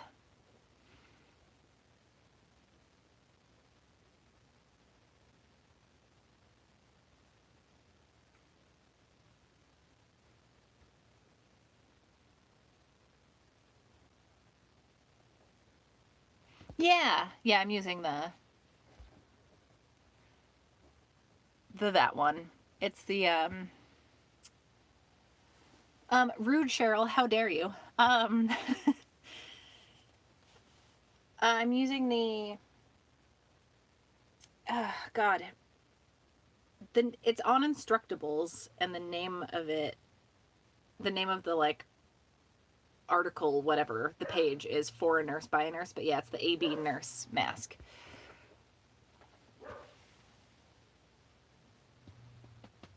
Someone did a hack video on it. Wait, for the Nintendo DS or for the nurse mask? You missed me ranting about not getting to play Pokemon. Cheryl, are you an Animal Crossing person? Oh, that would be rad. Yes. Please add link. I hope it lets you put links in the chat. I know sometimes it's weird about comments. Let me know if it doesn't, and I'll post it. Oh God, sorry for the buzzing. My alarm is going off. It's pill time.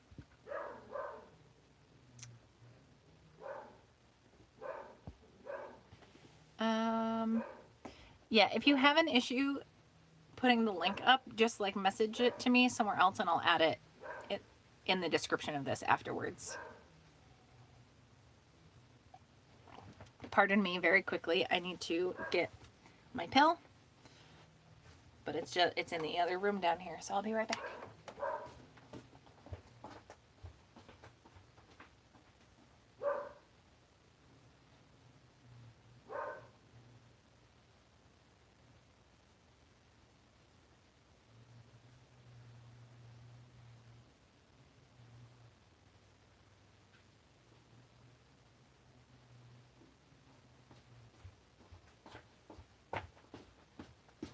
See, we did it. I'm back. What'd I miss? Ugh. Oh, are you still sick?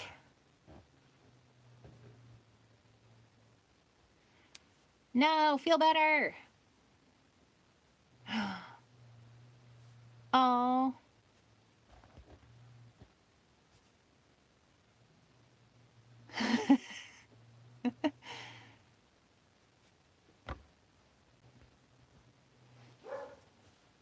Oh. I feel like you've been sick for ages, though. Hopefully it's like... Hopefully you're good for the rest of the year.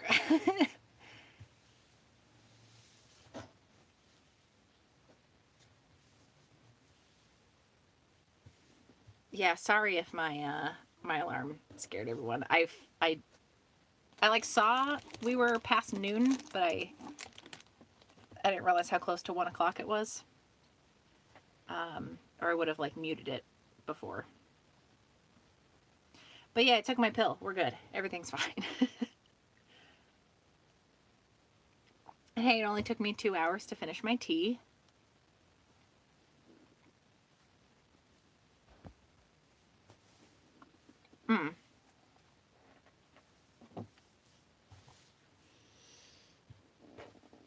Yeah, I'm really tired of like worrying about getting sick now, because I get colds all the time and like just other weird shit. And yeah, I had one in February that was really bad and had all the breathing issues. But I'm, you know, just because of my health track record, I feel like I'm not that far off from like whatever my next ailment is. I don't try to think like that where I'm just like, oh, well, I haven't been sick this month, so it's gonna be real bad next month. Like I said before, I'm pretty optimistic, but like it's probably gonna happen. But yeah. Where was I going with that? Oh God. I was literally just thinking about cookies for a second. I forgot what I was talking about. My brain is quite a place to be. Oh yeah, I'm just nervous. Whatever like normal run of the mill thing I end up with, I'm probably gonna be more freaked out about whatever it is, even if it's just like standard sinus infection or something, you know? I feel like me and everyone else is more on edge about like anything else they get.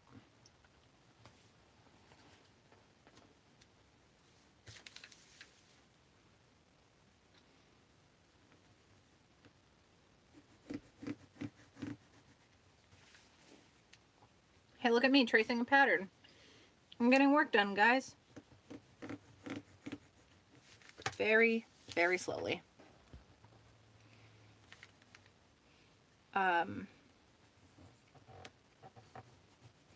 Yeah, I think this is pretty much the rest of my weekend is making these, and probably Monday.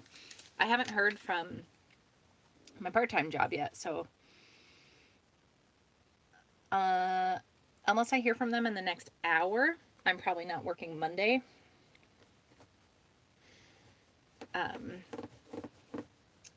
So this will probably also be my entire Monday. Although I'm going to treat Monday like a regular at-home work day, like be in the shop by 8 o'clock, just put on some music, really try not to look at my phone. I won't live stream it because I don't get shit done when I'm live streaming, but I don't get work done when I'm live streaming.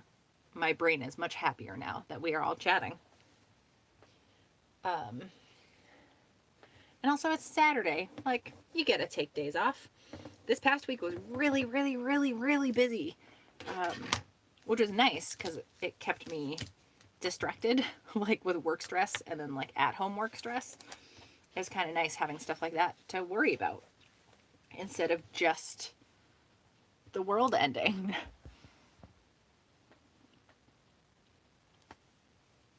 So yeah, I've appreciated this past week. It like restarted my brain. So I've certainly had harder moments and had to shut my phone off and like just not look at any news or anything for a day at a time, or just chunks of hours at a time.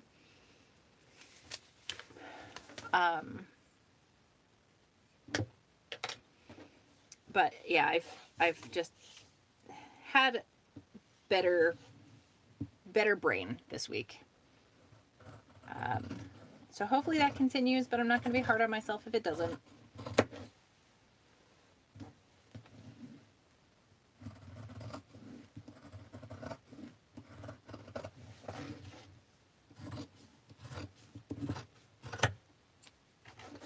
I love cutting through multiple layers of fabric. I don't know if this is a satisfying noise to anybody else.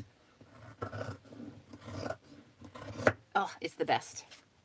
I could probably cut through more layers, but I want to make sure I'm doing this accurately. God, I love these scissors. They're so good. Lego Boyfriend sharpened them for me. I was very, very excited about it. And one of you suggested, oh, I wish I could remember who it was. One of you had suggested building up like this part on my other pair that doesn't have this part, that like you can put that pressure against the opposing blade, because they don't cut as well now that they're not like brand new. They're the Ginger scissors, and I think if I had, you know, a spot for the pad of my thumb, not the pad of my thumb, but for the base of my thumb to go, I think they'd cut better. So someone was like, just use clay. Like, oh shit, that's actually a brilliant idea.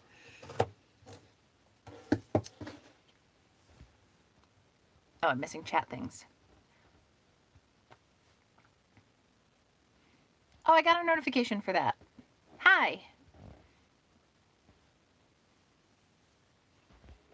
I can't wait for Saturday Night Vodka Fueled Stories.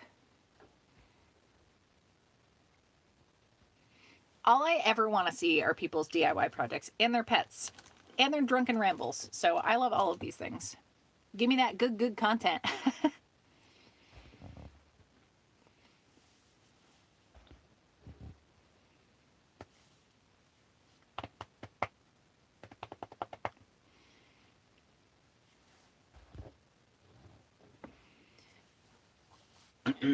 I like this pattern better than the one that like the Joanne's video showed, because it has like it has better shaping. It's not just a rectangle with the pleats, but I think anything is helpful at this point.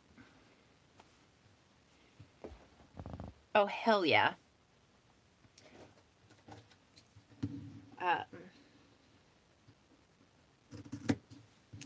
Yeah, I do have other projects in mind that I want to do, but all I can think about right now is face masks. And it's kind of like, I've had a couple other people ask me about like other sewing projects, but I like don't have the brain capacity to think about those right now. Also, I can't like meet up with someone to fit them into an Alice in Wonderland. Like, I can't go take their body measurements.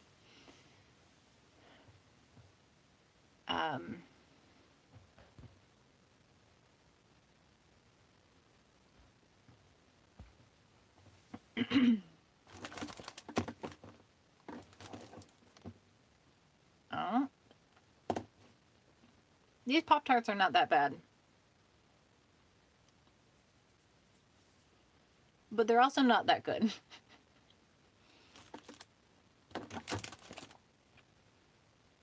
They just have like a drizzle of the frosting, and it's not just in the middle. So there's less of it, which I don't love. But it's also filled with like cinnamon roll filling. So they're fine. But I don't normally like Pop-Tarts anyway. More of a toaster strudel gal.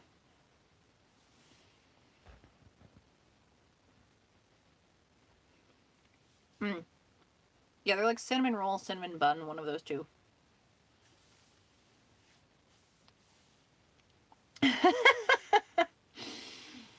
Heartburn from dollar store Pop-Tarts.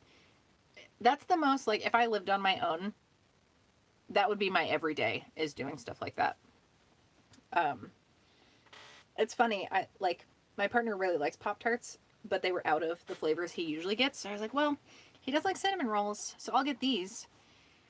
And yeah, I was really excited. He doesn't like them though. But like I get better food because I'm also like cooking for someone else or like getting groceries for someone else. Where if it was just me, it'd literally just be like ramen and mac and cheese and breakfast burritos and Pop-Tarts for every meal. Even though I don't like Pop-Tarts, they're really easy and they're really cheap. And I would even get like the off-brand Pop-Tarts just because they're even cheaper. And like I didn't even toast this. I eat like cold leftover pizza. I don't reheat it ever. Yeah, I have, as with everything, like I talk about sewing projects and stuff, I have much lower standards for myself than for other people. So when I cook a meal for someone else, I put a lot more effort than I would for me. Where I'm like, you can just crush up the dry instant ramen packet and eat it without boiling it, and it's just like chips then, right? That's the kind of shit that my brain wants to put together.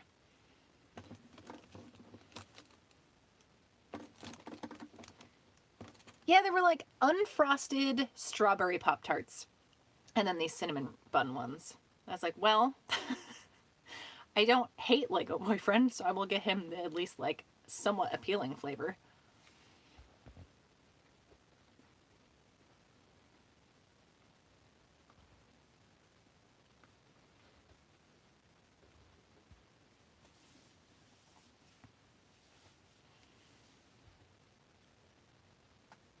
Wait, Lego Boyfriend's cravings and favorite food?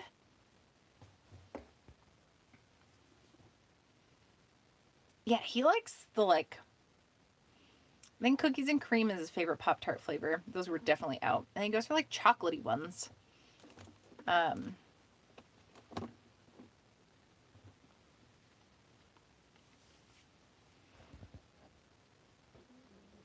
Also, he only likes like 7 food items, so.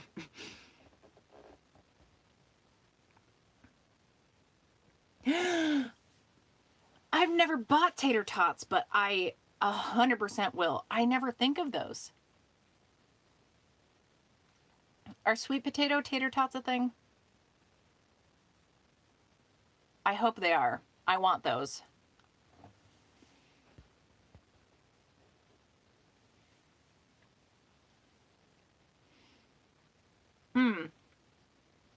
Lego Boyfriend also likes the s'more ones.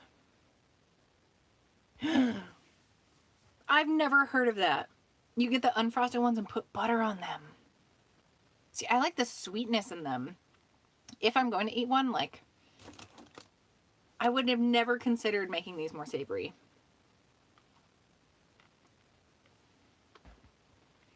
See, I don't usually like Pop-Tarts,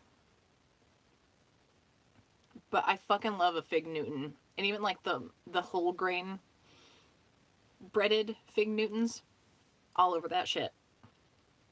Something about like the filling looks like it's a Fig Newton. That's why my brain went there.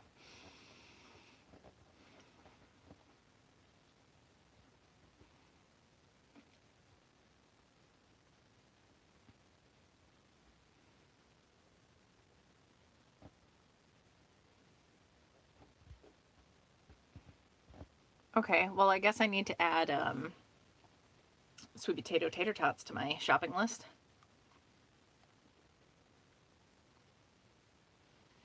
Broccoli tots? Oh man, that sounds very. I fucking love broccoli.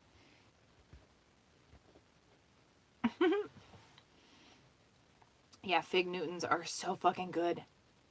I love them.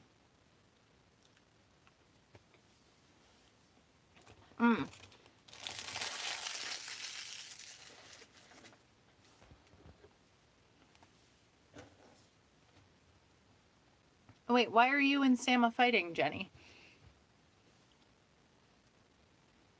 Don't fight. I like you both.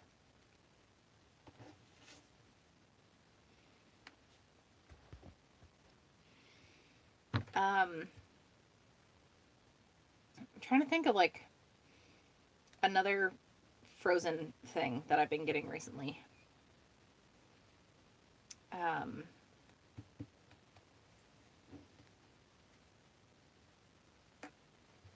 don't know. They were out of our usual like frozen French fries that we get. We just get like the store brand seasoned fries. But yeah, they were out, so we got the like Rally's / Checkers brand fries because they were the only like non-plain ones. They had some kind of seasoning on them. No, I've never been to a Rally's or Checkers. I don't think they're around here, but for some reason we get their frozen goods. And you know, the fries aren't bad. That's the kind of French fry I want when I'm at like an American restaurant, like a burger joint. Even if I get my like frilly veggie burger with a spicy aioli on it, I still want that kind of fry. So I'm pretty impressed with their frozen fries.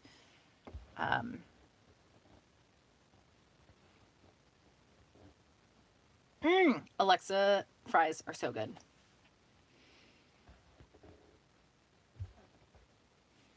Yeah, I saw there was a Checkers like on my way down the East Coast on my road trip. But I don't think I stopped at any. I got Bojangles. I stopped at a Sheetz. I made a point to get all of my gas at Sheetz because it's a very funny store name. So why wouldn't I have done that? But I didn't end up buying anything like in the store because they're like a 7-Eleven and they had ready-made stuff inside, but I like did not want any of it. So yeah, I didn't get the full Sheetz experience because people were like sitting and eating in the gas station. I was like, you know what I don't feel like doing right now? As I drive from New Jersey to fucking North Carolina. Actually, I stopped in Baltimore between those two. That was a lot of driving. I want to do it again. I think I need to spend more time at each stop though. Because I was visiting people and I would literally be there for like part of an evening and then fuck off like immediately the next morning. And part of the point of the road trip was to fucking hang out with people. But I was like, no, I want to like get on the road as soon as I can instead of like spending time with them.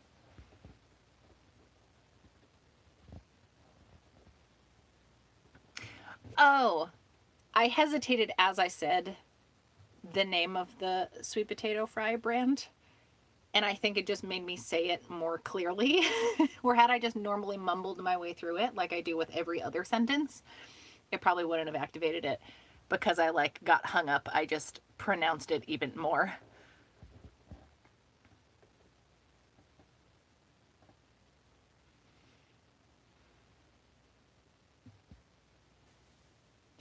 I did not stop in Rutter's.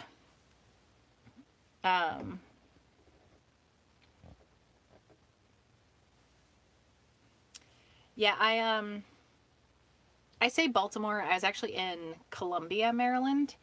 I have a cousin that works for the Navy down there in some capacity. I think she's overseas now, but she was in Columbia, Maryland, because that's where they have a lot of people like based out of, I guess.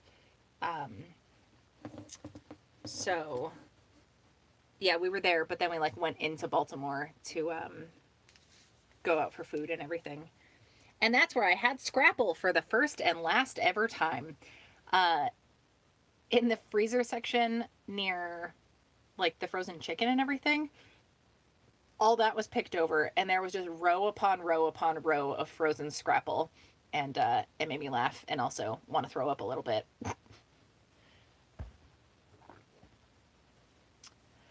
That sounds right.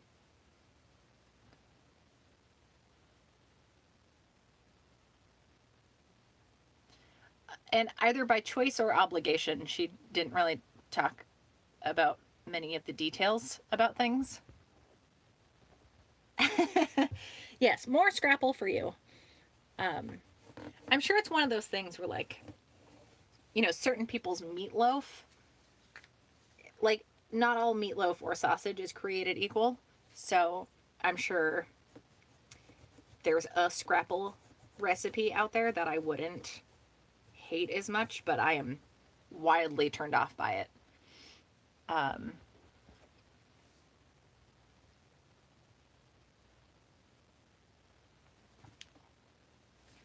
Yeah, Mom seems like a scrapple person. I'm surprised I haven't tried to make it.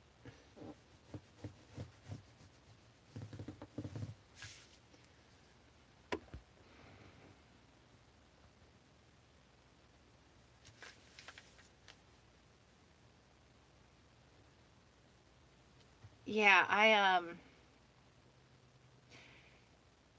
it just wasn't a great first experience. Plus I was getting made fun of by like this old guy that just kept making fun of me for being a Yank. It's like, all right, no one further south from here. Like I went down to North Carolina, everywhere in between, like Virginia, Tennessee, West Virginia. No one else in any of those states gave two shits that I was from New Hampshire, but the fucking guy in Baltimore, like just barely below the Mason-Dixon line, was the one giving me shit for being a northerner and like kept commenting on it. It was an interesting experience.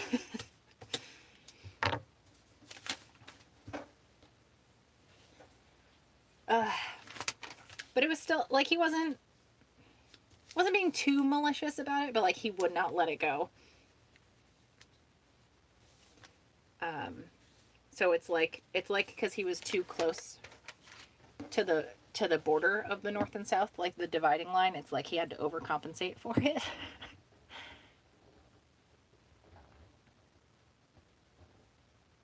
Scrapple is a nightmare meat.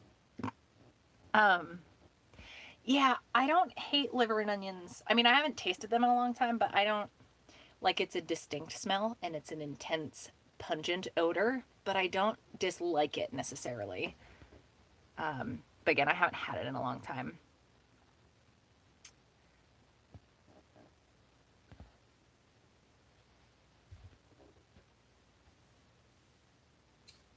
Like the one I had, at least the way I would describe it is the scrapple I had at, was it called like the Three Horse Tavern or something? I don't know. It was some like breakfast place. But it was like all the parts that weren't good enough for sausage is what they put in the scrapple.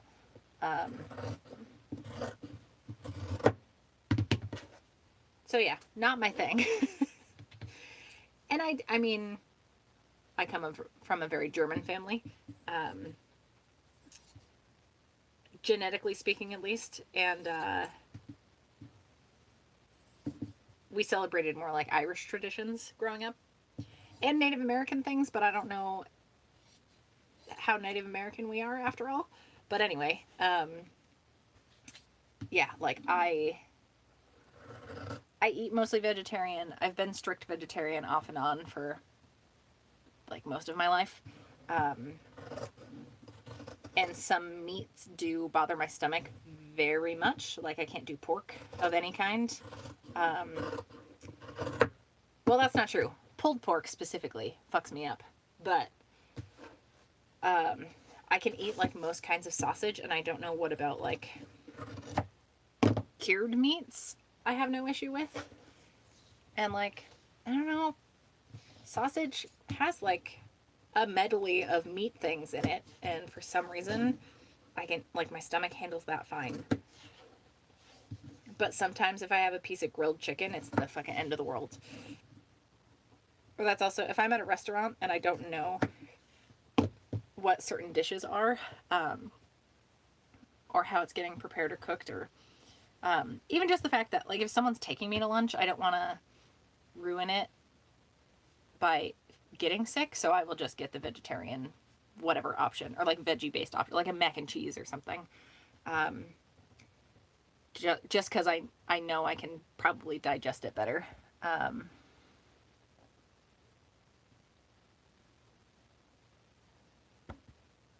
Oh, you get called a Yankee? Oh, that's funny. Yeah, I would imagine if I went further south, maybe it would have been an issue. Not an issue, but like would have been pointed out. But I also spent a week in the Atlanta area, and like someone just commented like, "Oh, you're not from Atlanta." Okay. End of conversation. Um,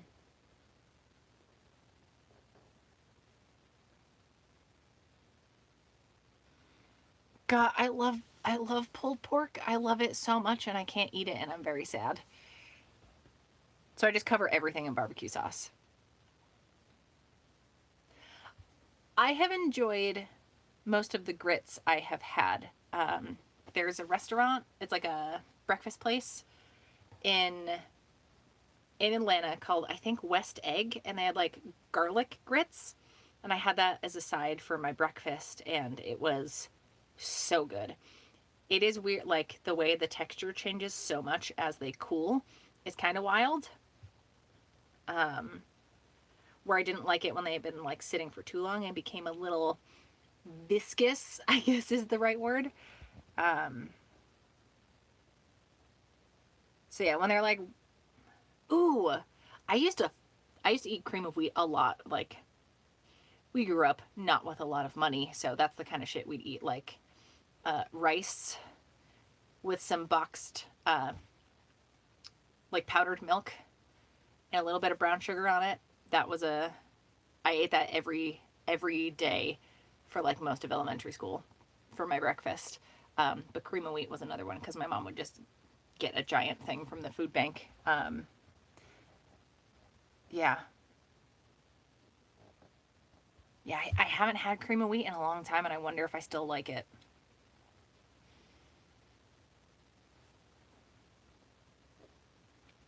Yeah, that's the thing with liver. Like, it stays in the house for a long time. And it's not as pleasant of a smell. Like, if we're cooking bacon or something and it kind of stays in the air for a little while afterwards, it's kind of nice.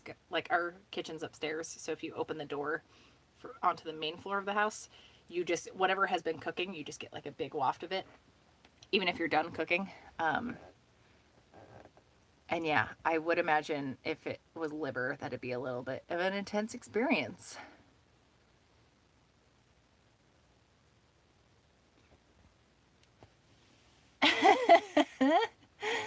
See, I do. I really like oatmeal. Yeah, maybe I should have some cream of wheat for breakfast. That also probably means we don't have any in the house, but I will investigate. I think I bought a box of like Quaker instant grits, but I know they're not going to be the same as the grits I have had when I was down south. And I also don't know what else to cook it with. Because like my partner's never had them and I was going to try to like sell them on grits. But me just getting instant ones and then not knowing what to put it with for like a meal is probably not going to be a good first impression for him.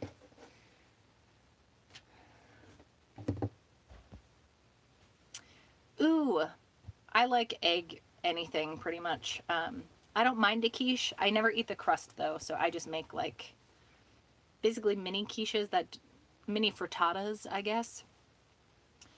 I would make like a whole frittata, but I'm the only one that eats eggs at my capacity, so maybe I will though. My sister gave me a bunch of eggs, so maybe I'll make a frittata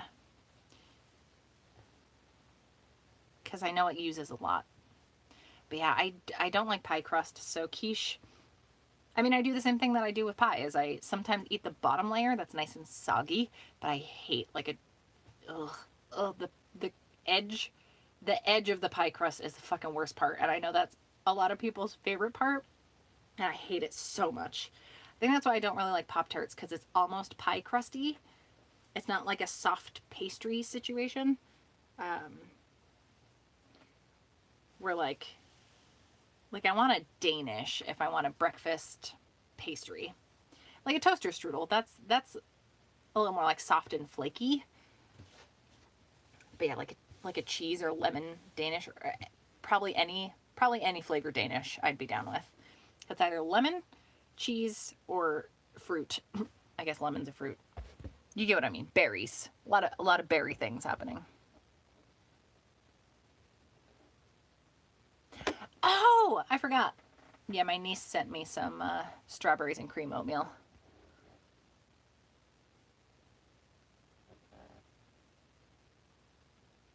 I am doing flannel backs on the masks. Of course, I used so much flannel for that pet fest I did, so I used like most of the scraps, but I think I have enough to get through what I need. And that big order I'm potentially doing, though I'm not sure yet, they're going to supply the fabric, so I don't have to worry about that. But yeah, I'm planning to do like flannel lining and then use my scrap cotton fabric. And maybe that fabric, we'll see. I don't know. I really couldn't like get air through it. Though I know that's the point, but like, I just don't want to fucking choke people out. So I'll probably just use that for the bias binding. Ooh, see, I like frosting, but I don't like cake. I feel like I'm a good friend to go out for like dessert with, because all the stuff I don't like is usually what other people really like. Yeah, exactly. My sister and I would. Like, she'd cut the, like, take a fork and just like scrape off the whole top layer of the cake, of the frosting.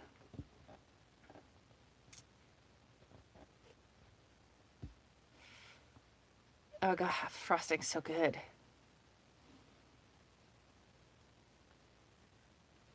Yeah, thanks again for all the flannel scraps, because that's most of my pile.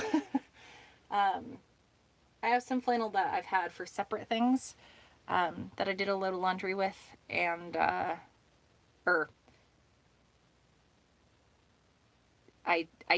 did like a fabric for this load of laundry to get anything that hadn't been washed, or I wasn't sure about, that got washed.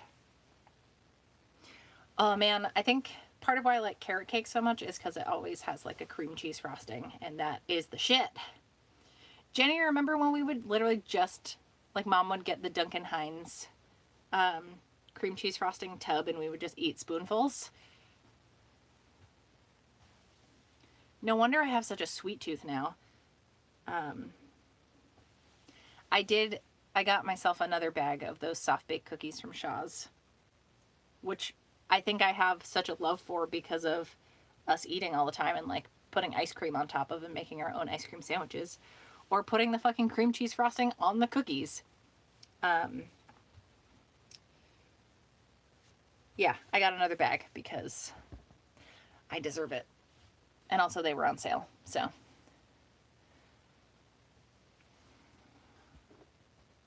Ooh, frosting graham crackers with cream cheese frosting sounds delicious.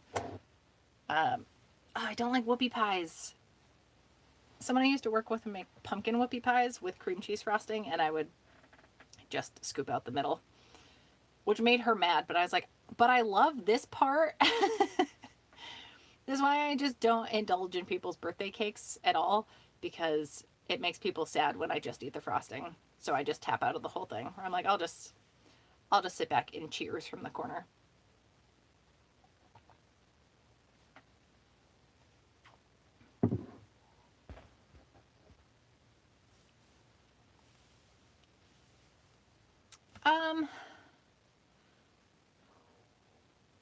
I feel like there was a new recipe that I came up with because I had to improvise with some stuff, and now I can't remember what it was. Oh, they were out of like every pasta, so I've been doing a lot of stir fries lately. That's what it was. Like pad thai, which I can't eat because that has peanuts, but my partner likes it. Like, you get the pad thai kit, so it has the rice noodles and the peanut sauce. I've just been throwing like some kind of protein in it. So I've been doing that, and yeah, just making stir fry. I haven't really, I've done it with rice, but I've never done like noodle bowls. So trying to make like at home lo mein, that is something new because everyone's terrible and like just hasn't, around here at least. It's a pretty conservative town I live in. So no one was touching the like Asian cuisine part of the grocery store, which is fine with me because I can fuck up water chestnuts all goddamn day. I will eat those out of the jar.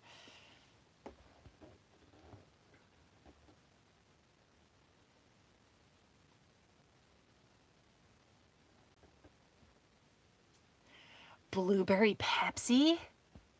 What?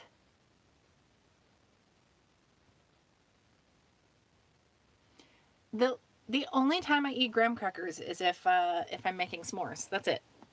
I've never considered using them for something else. I have had, like, Keebler makes these mini pie crusts, the graham cracker ones. I can fuck with like a pie.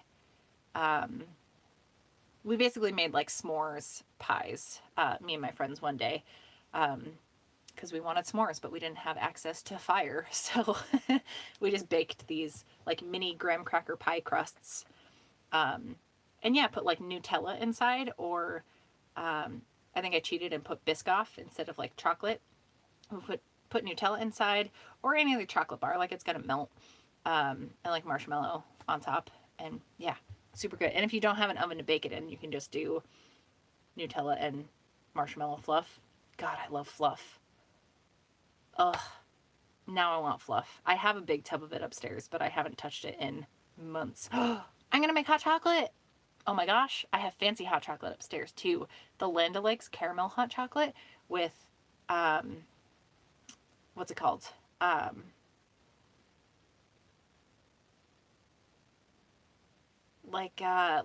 Apple moonshine. That's what it is. Like the apple pie moonshine. Oh, it's one of the best drinks. I can only have one because it's so much sugar. Or when I have cocktails, it tends to not be like so sweet. It's like raspberry lime seltzer with gin, or whiskey on its own. Yeah, water chestnuts. I love them.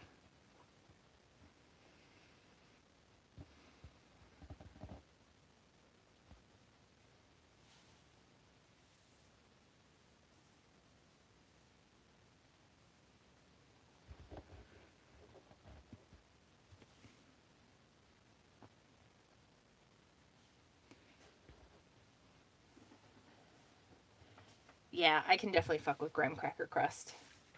But yeah, just regular graham crackers. I've never considered anything other than s'mores. But that sounds delicious.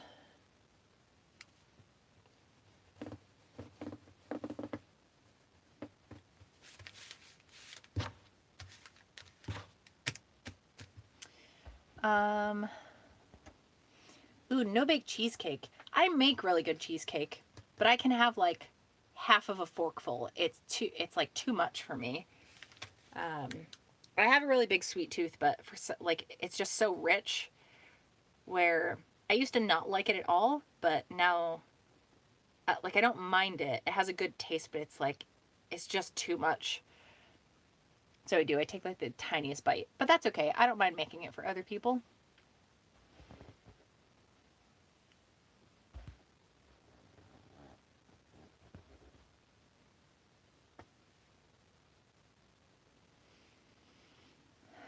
Oh, like the Thin Mint pudding shots?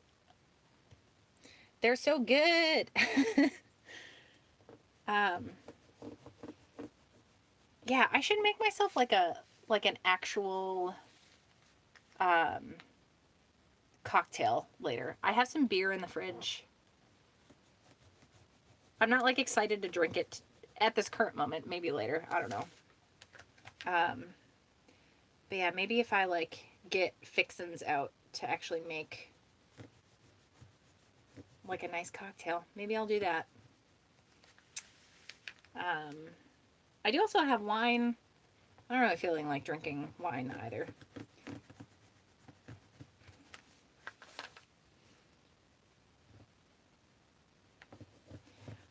I don't know. Some days I'm like, yeah, I would like a beer now, and then I will open a second one and not finish it. Y'all will be proud of me. That second beer, I didn't even show me opening a second beer, but I opened a second beer while I was filming the Joe Exotic video. And I actually probably finally 3 hours later finished it because I stayed up really late that night watching That Thing You Do. And yeah, I did in fact finish my second drink because I am notorious for opening a second beverage and not finishing it. So a lot of times I'll like grab a second drink and leave it on the table before I open it.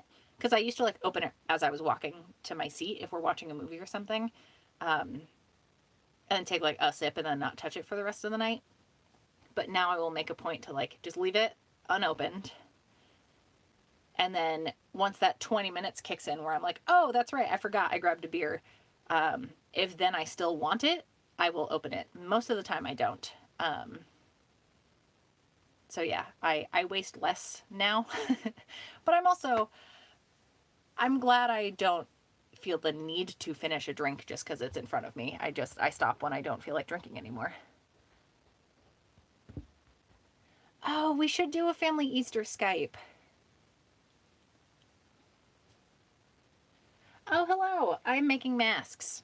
Guys, I have 3 colors cut out. So there's 4 of each. Once I'm about to cut out this other batch, and then I will have 20 total, because that'll be 5 colors. Look at me doing basic math like a big girl.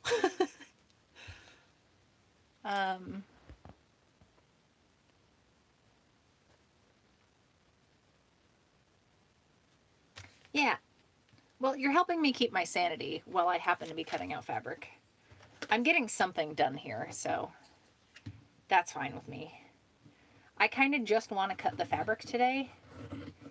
I should do a test run of the bias tape just to see how it comes out. Because I need to send out the couple for my friend. I told him by the end of the weekend.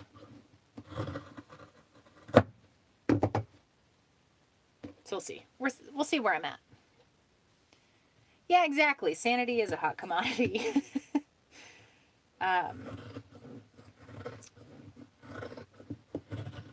Yeah, now I'm thinking about the stir fries I've been making, and now I'm bummed that I don't have fixins for a peanut-free stir fry, because I made Lego Boyfriend pad thai yesterday, and there's still leftovers for that. And I want nudes, but I can't have them. At least that version. And we don't have any other like noodles in the house. Though I did make chicken parm, so I'll have like regular pasta later. Oh, you know what? I do have like an instant microwavable noodle bowl for some pho that I really like. Again, people have been buying up ramen a lot, but no one is touching like anything remotely interesting. I love ramen. I'm not trying to shit talk ramen.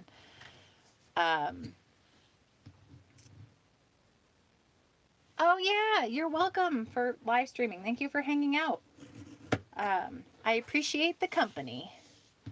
But yeah, there's like these pho noodle bowls that they take like 3 minutes in their microwave, and they're really tasty.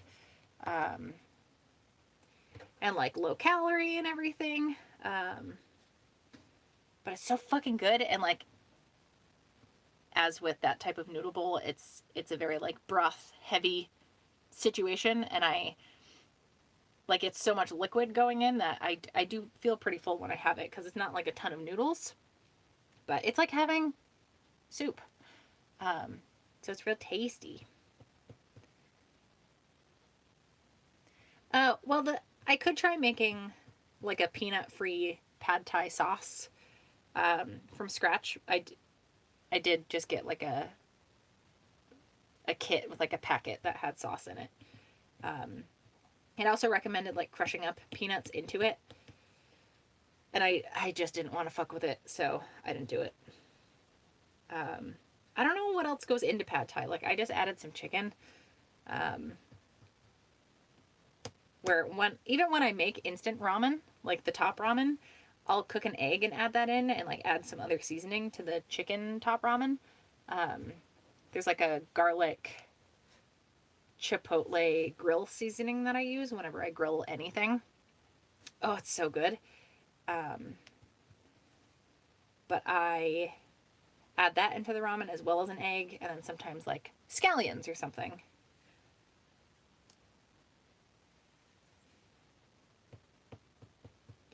Oh, can Mare not eat peanuts either? I feel like her and I probably talked about this, but her and I have so many like bonkers coincidental things. It's super wild. Sometimes she'll be yelling about something on Twitter, and I was like, wait a second.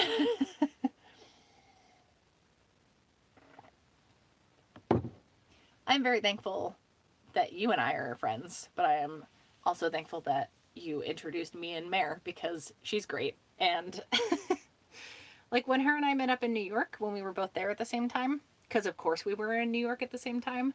Half of it, we were just like, she was talking about how cool you are in person. And then I was like, man, I can't wait till I get to meet Amber someday because she seems like the coolest fucking human being. So just, you know, thanks for existing. You're doing the world a favor by being here.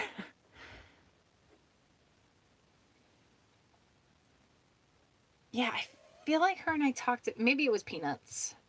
Her and I talked about some food thing and how I feel dead and hollow inside now that I can't eat them because I'm sad about it.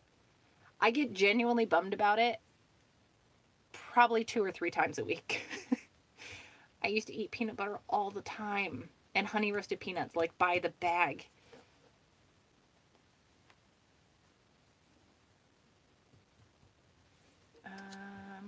Okay. Cool. I got 20 of them cut out. Look at me go.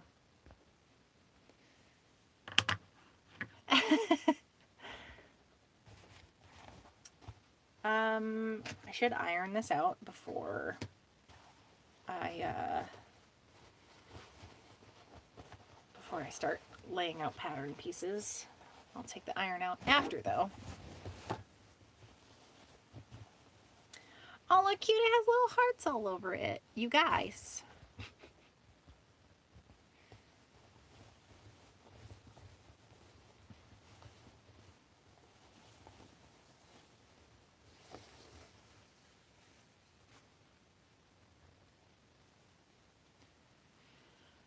So this particular batch, some of them I'm sending to friends, and once I have like reached out to everyone that has been asking me about masks, some of them want to buy them. I'm just gonna them out though.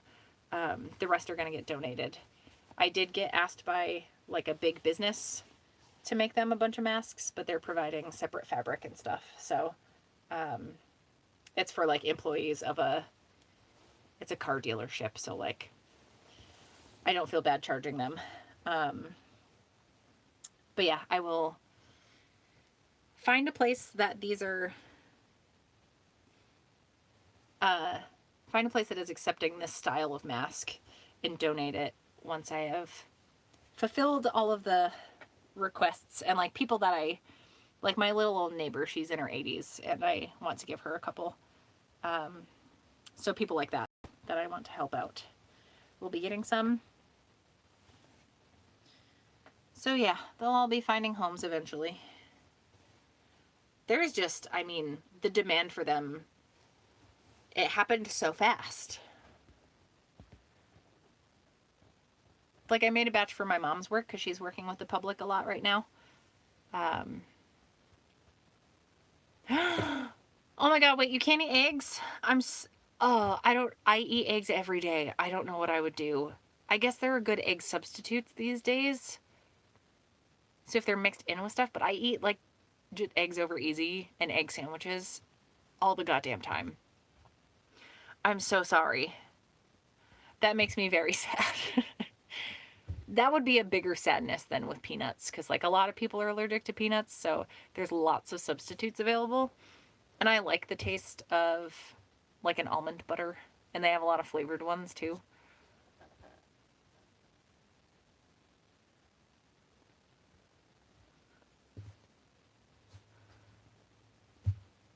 The kids can have so many like pseudo aunts. I love it. Which is good because I feel like I'm not a very good aunt most of the time. So I would be okay with them getting like extra attention from other other rad aunts and uncles.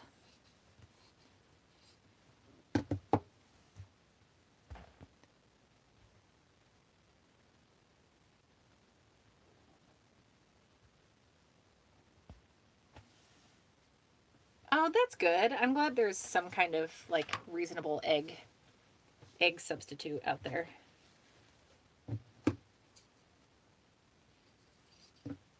I did finally get turned on to almonds, and then of course like those are the worst ones for the environment. I was like, oh god, the amount I eat. Now I feel guilty about it. My favorite nuts are Brazil nuts, but they're really expensive, and also I don't like when they're already cracked. because they get really dried out. And again, those are very expensive, getting pre-cracked ones. But it's such a process and very noisy if I want to like snack on some Brazil nuts. Because you literally have to like sit with a bowl and a nutcracker and like go to town on those fucking things. But oh my god, they're so good. I love Brazil nuts, but I haven't had them in years because they're so expensive. And like Lego boyfriend doesn't like them, so I pretty much can never justify buying them. But oh man, do I love them. Oh, that's not gonna fit that way. What if we go this way? Fabric math is hard. Yeah. You like my very good song? Oh boy. I need some goddamn sleep. Will this work? Hell yeah, that's gonna work.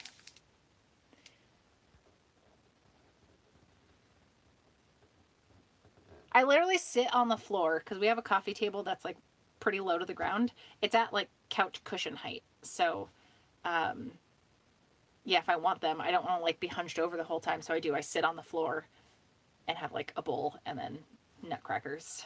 And, it's a whole thing. My dad and I used to eat them. So it was like a group effort. When I was a kid, we'd be like playing cribbage and eating Brazil nuts. But you know, if you're trying to watch a movie, have like an at-home date night, especially when your partner doesn't like nuts that have to be cracked like that. It's really just annoying for the other person. One of these days I'll treat myself to Brazil nuts.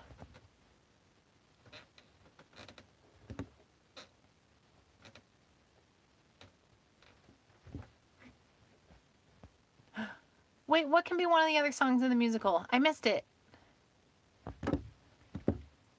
Or did I accidentally sing something and not realize something was happening? That happens.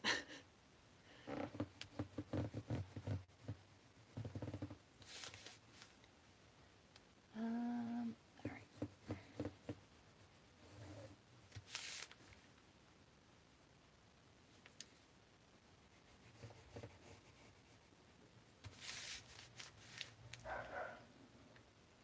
Did I sing a fabric song? Yeah. I'm not surprised by this. I have no recollection of doing it.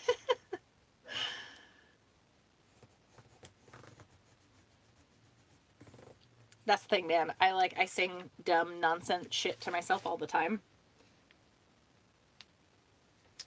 So for better or worse, you all get, you know, my videos and especially live streams because they're not edited. This is just what it's like existing near me.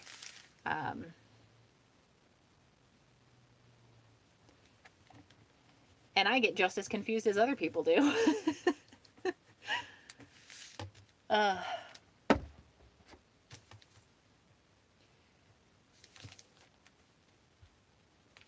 Yeah, just constant madness. Okay.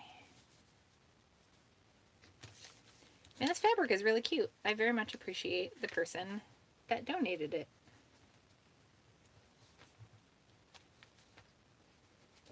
This is the kind of stuff I would like never think to get at a store.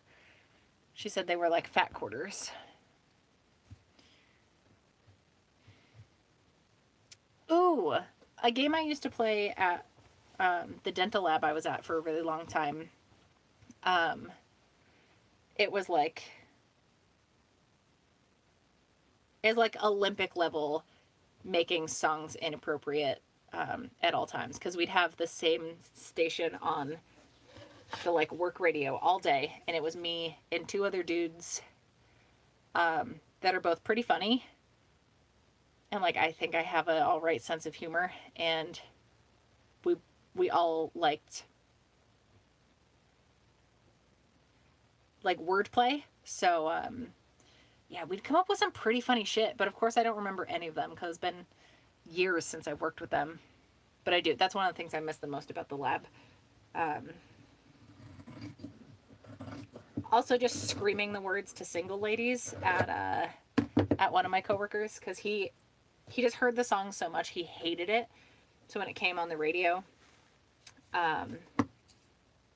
or if I heard it out in the world, I would text him in all caps. Like, probably most of our text history is me in all caps screaming Single Ladies at him. And I would call him if it was on the radio, like in my truck or something.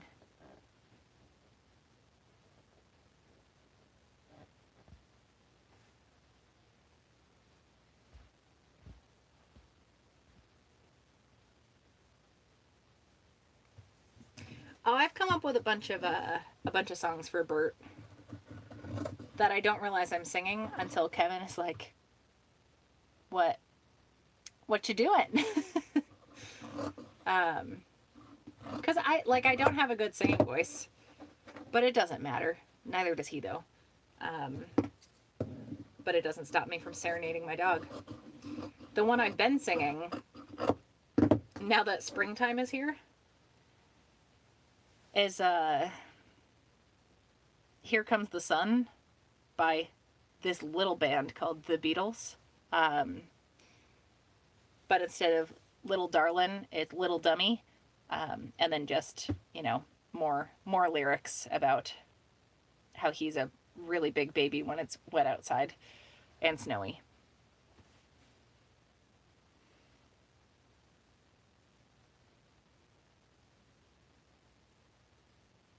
Nice.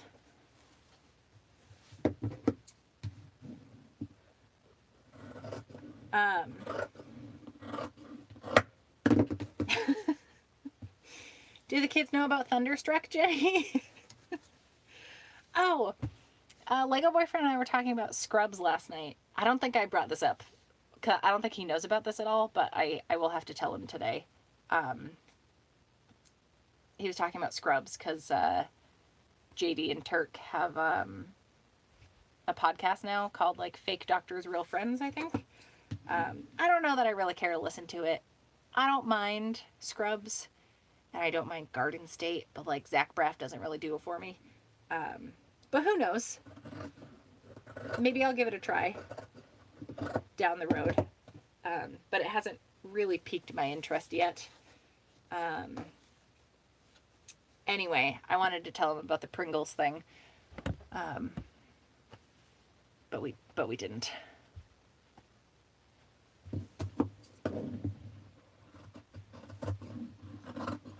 Yeah, I like any TV show theme song, I just say Bert's name relentlessly.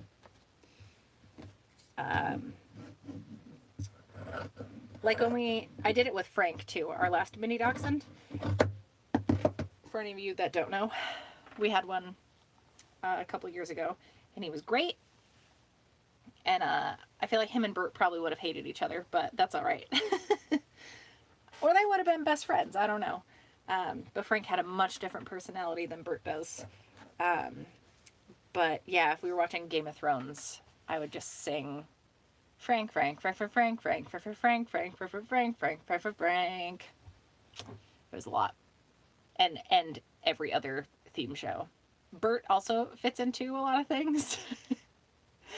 If I'm trying to get him to move, like if he's tucked in under a blanket on the couch and I'm trying to get him up to go outside, I'll say his name and repeat his name.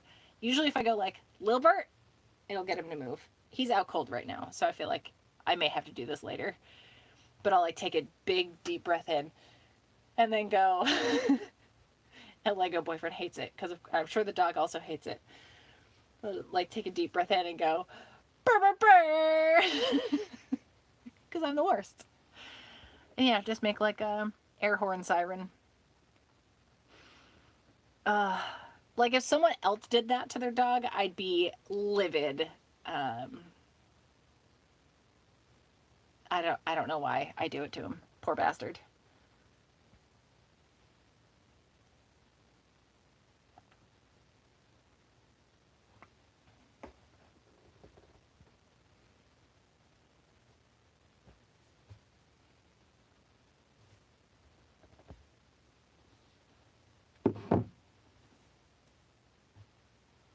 Yeah, I After seeing the shit you dealt with in marching band, I'm glad I didn't ever do marching band.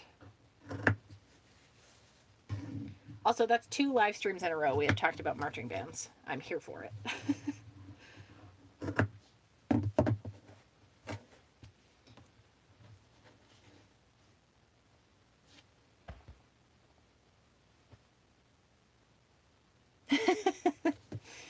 I remember getting so mad because I'm a big fruit eater. I fucking love almost all fruit so goddamn much. I'm just really lazy about buying produce now, so I don't like the thought of cutting up a melon. No, I just don't want to. But like if there's a fruit platter out at a party, that's all I'm gonna eat. It's the best. But when my sister was in marching band, my parents were part of the like, I don't know what they called it, like PTA, but specifically for band kids. And they would put like giant coolers together of orange slices, and I wanted to eat them so bad, and I never got to because they were for the kids out in the fields, and not me, who had been like sitting on the porch reading Charlotte's Web all day. And yeah, it made me. I was filled with a deep sadness having to like help prep all of this fruit and not getting to eat a single goddamn slice of it. Where, you know, I'm an adult, I can just go buy some fucking oranges and eat them and indulge, but it's not the same. It's not the same.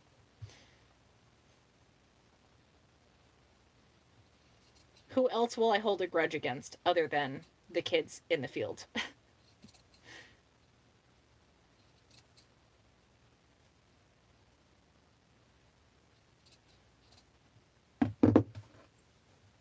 And yeah, every time I see one of those like orange and white screw top coolers, that's all I think about is those fucking orange slices. And for someone that works at Brewfest, those coolers are abundant. They usually bring a bunch of ice and shit. So every time I see one of those coolers, I'm like, God damn it, I'm being haunted.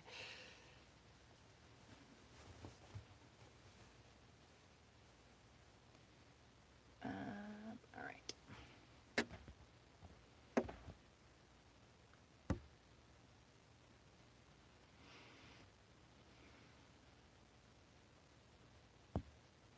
Yeah, Dad was a band mom, wasn't he? Are you serious? After all that, you didn't even eat any of them? I'm sure I knew that when that happened. Yeah, you've never been like a fruit person.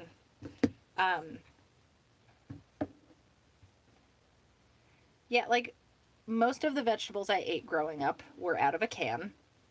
I still fucking love all like a can of green beans sounds delicious. I like fresh green beans also, and I eat them like candy. Or like chips. I'll just eat them like by the fistful. But even like canned green beans, just as a side, even out of the can unheated, I would be all over that right now. Yeah, I fucking love vegetables. We had such like crap quality produce growing up that I'm surprised I like it as much as I do, where I totally understand why my sister doesn't.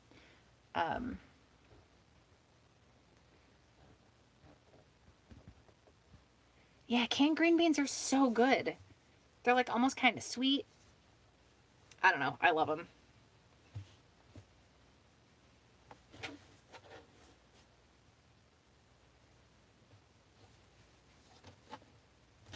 All right, I should cut this down. Oops. There we go. Add that to the scrap pile. See, this is the kind of talking to myself that I do when I'm in my shop alone. You know, because when you talk to yourself, well, I guess you're not necessarily by yourself when you're talking to yourself, right? Ugh.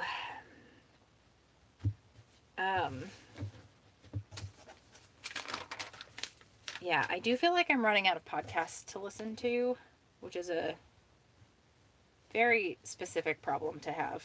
But the ones I usually default to, um, they're like either really old and I was catching up on them and they don't have any new episodes, or yeah, they've like halted production on them.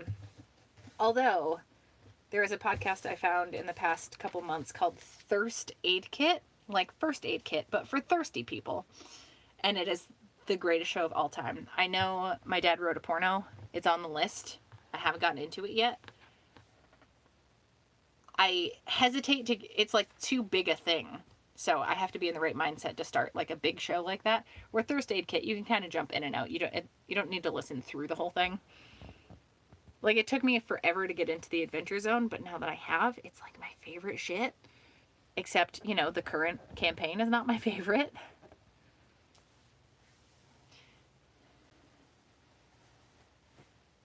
Oh, yeah, that's right. You told me about that podcast. Ugh. I did. I listened to a couple episodes. That's definitely one I want to get back onto. Yeah, I enjoyed that one quite a bit.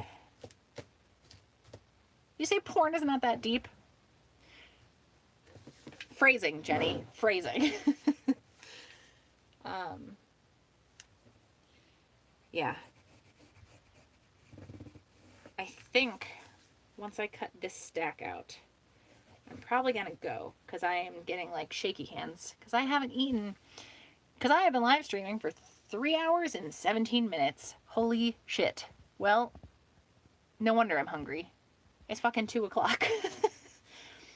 I started this at like 10 something.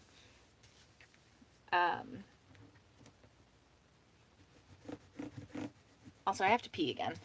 What a surprise. In case you needed an update. I have not actually had that much water yet, though.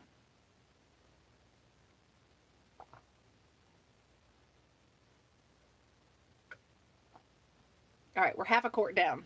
Look at us go.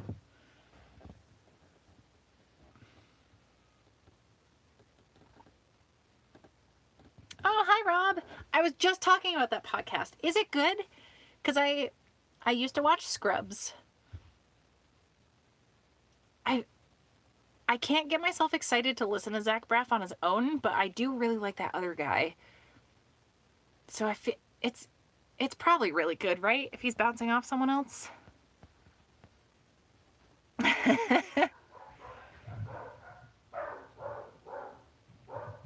Yeah, I should also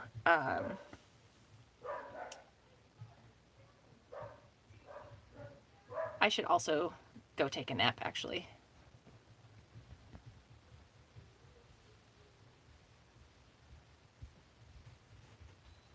Yeah, one of the neighbors is walking on the street near our house. He's upset.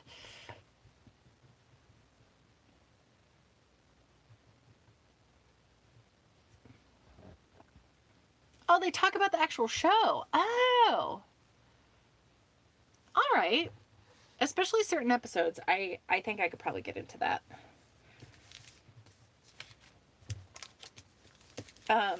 Sometimes the person I share some space with at the uniform store, she puts on The Office Ladies, which is like a rewatch with Pam and Angela. Well, Jenna Fisher and then Angela. I don't know what her last name is. But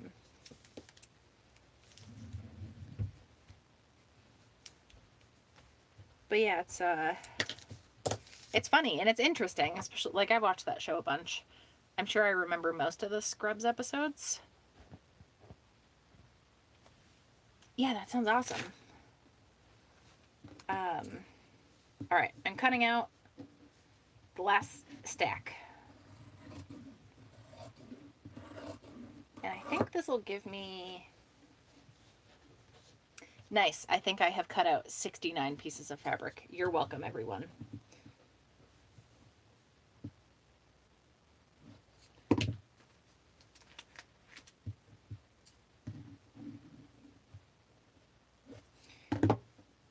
too, except I drew that line wrong. I didn't draw the line wrong. I fucking cut on the stitch line and didn't leave any seam allowance like a dumb dummy. It's all right. It's going to be on the inside. We'll just redraw it. Everything's fine. No fried brains here. Not a one in sight. Yeah, well, other than everybody else also napping, does anybody else have, like, fun Zoom birthday party plans, or just video chat hangs? Or are you gonna watch a certain movie or something? I think we are gonna watch Smokey and the Bandit later today. Just because we're 1,000 years old.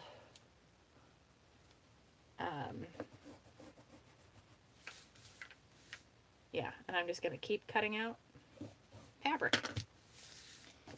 Riveting.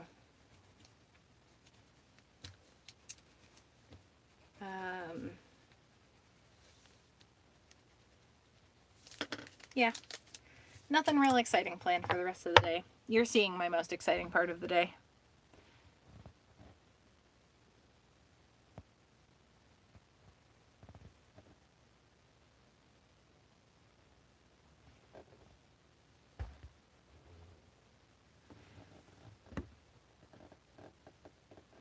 Thanks for hanging out, Amber.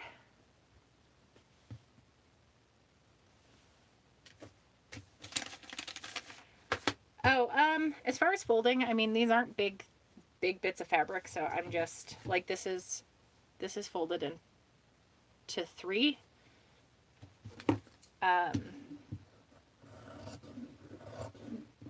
Where the other ones, I was just folding them into 4ths.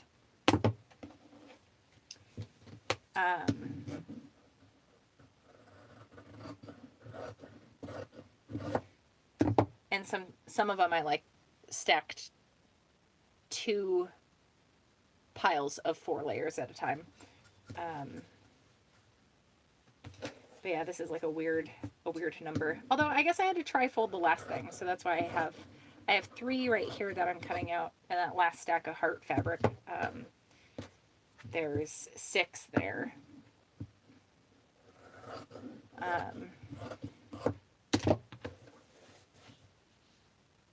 Oh no. I should just be pinning this together, but of course I'm not.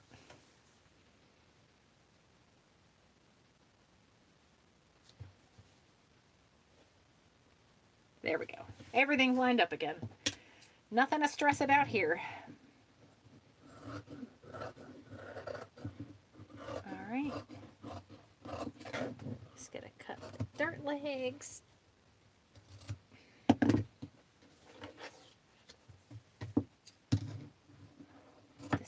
Well, not cut the dart legs, I guess, but cut indicator notches where the dart legs will be. And then mark the end point. I don't know if there's a word for that. The dart head. That sounds gross. I don't like that. I take it back.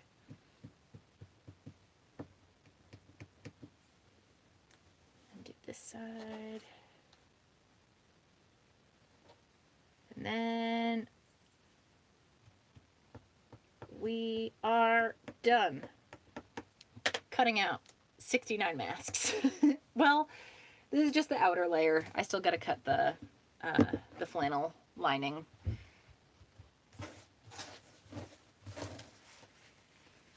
I just got a bunch more fabric for Bert toys. Ugh, all right, I'm gonna head out. I'm gonna make some lunch. I'm so hungry. And yeah, I get shaky hands. Oh, that's what the sugar in the tea comment was for. No, I don't. I just drink it black, so there's no sugar in it.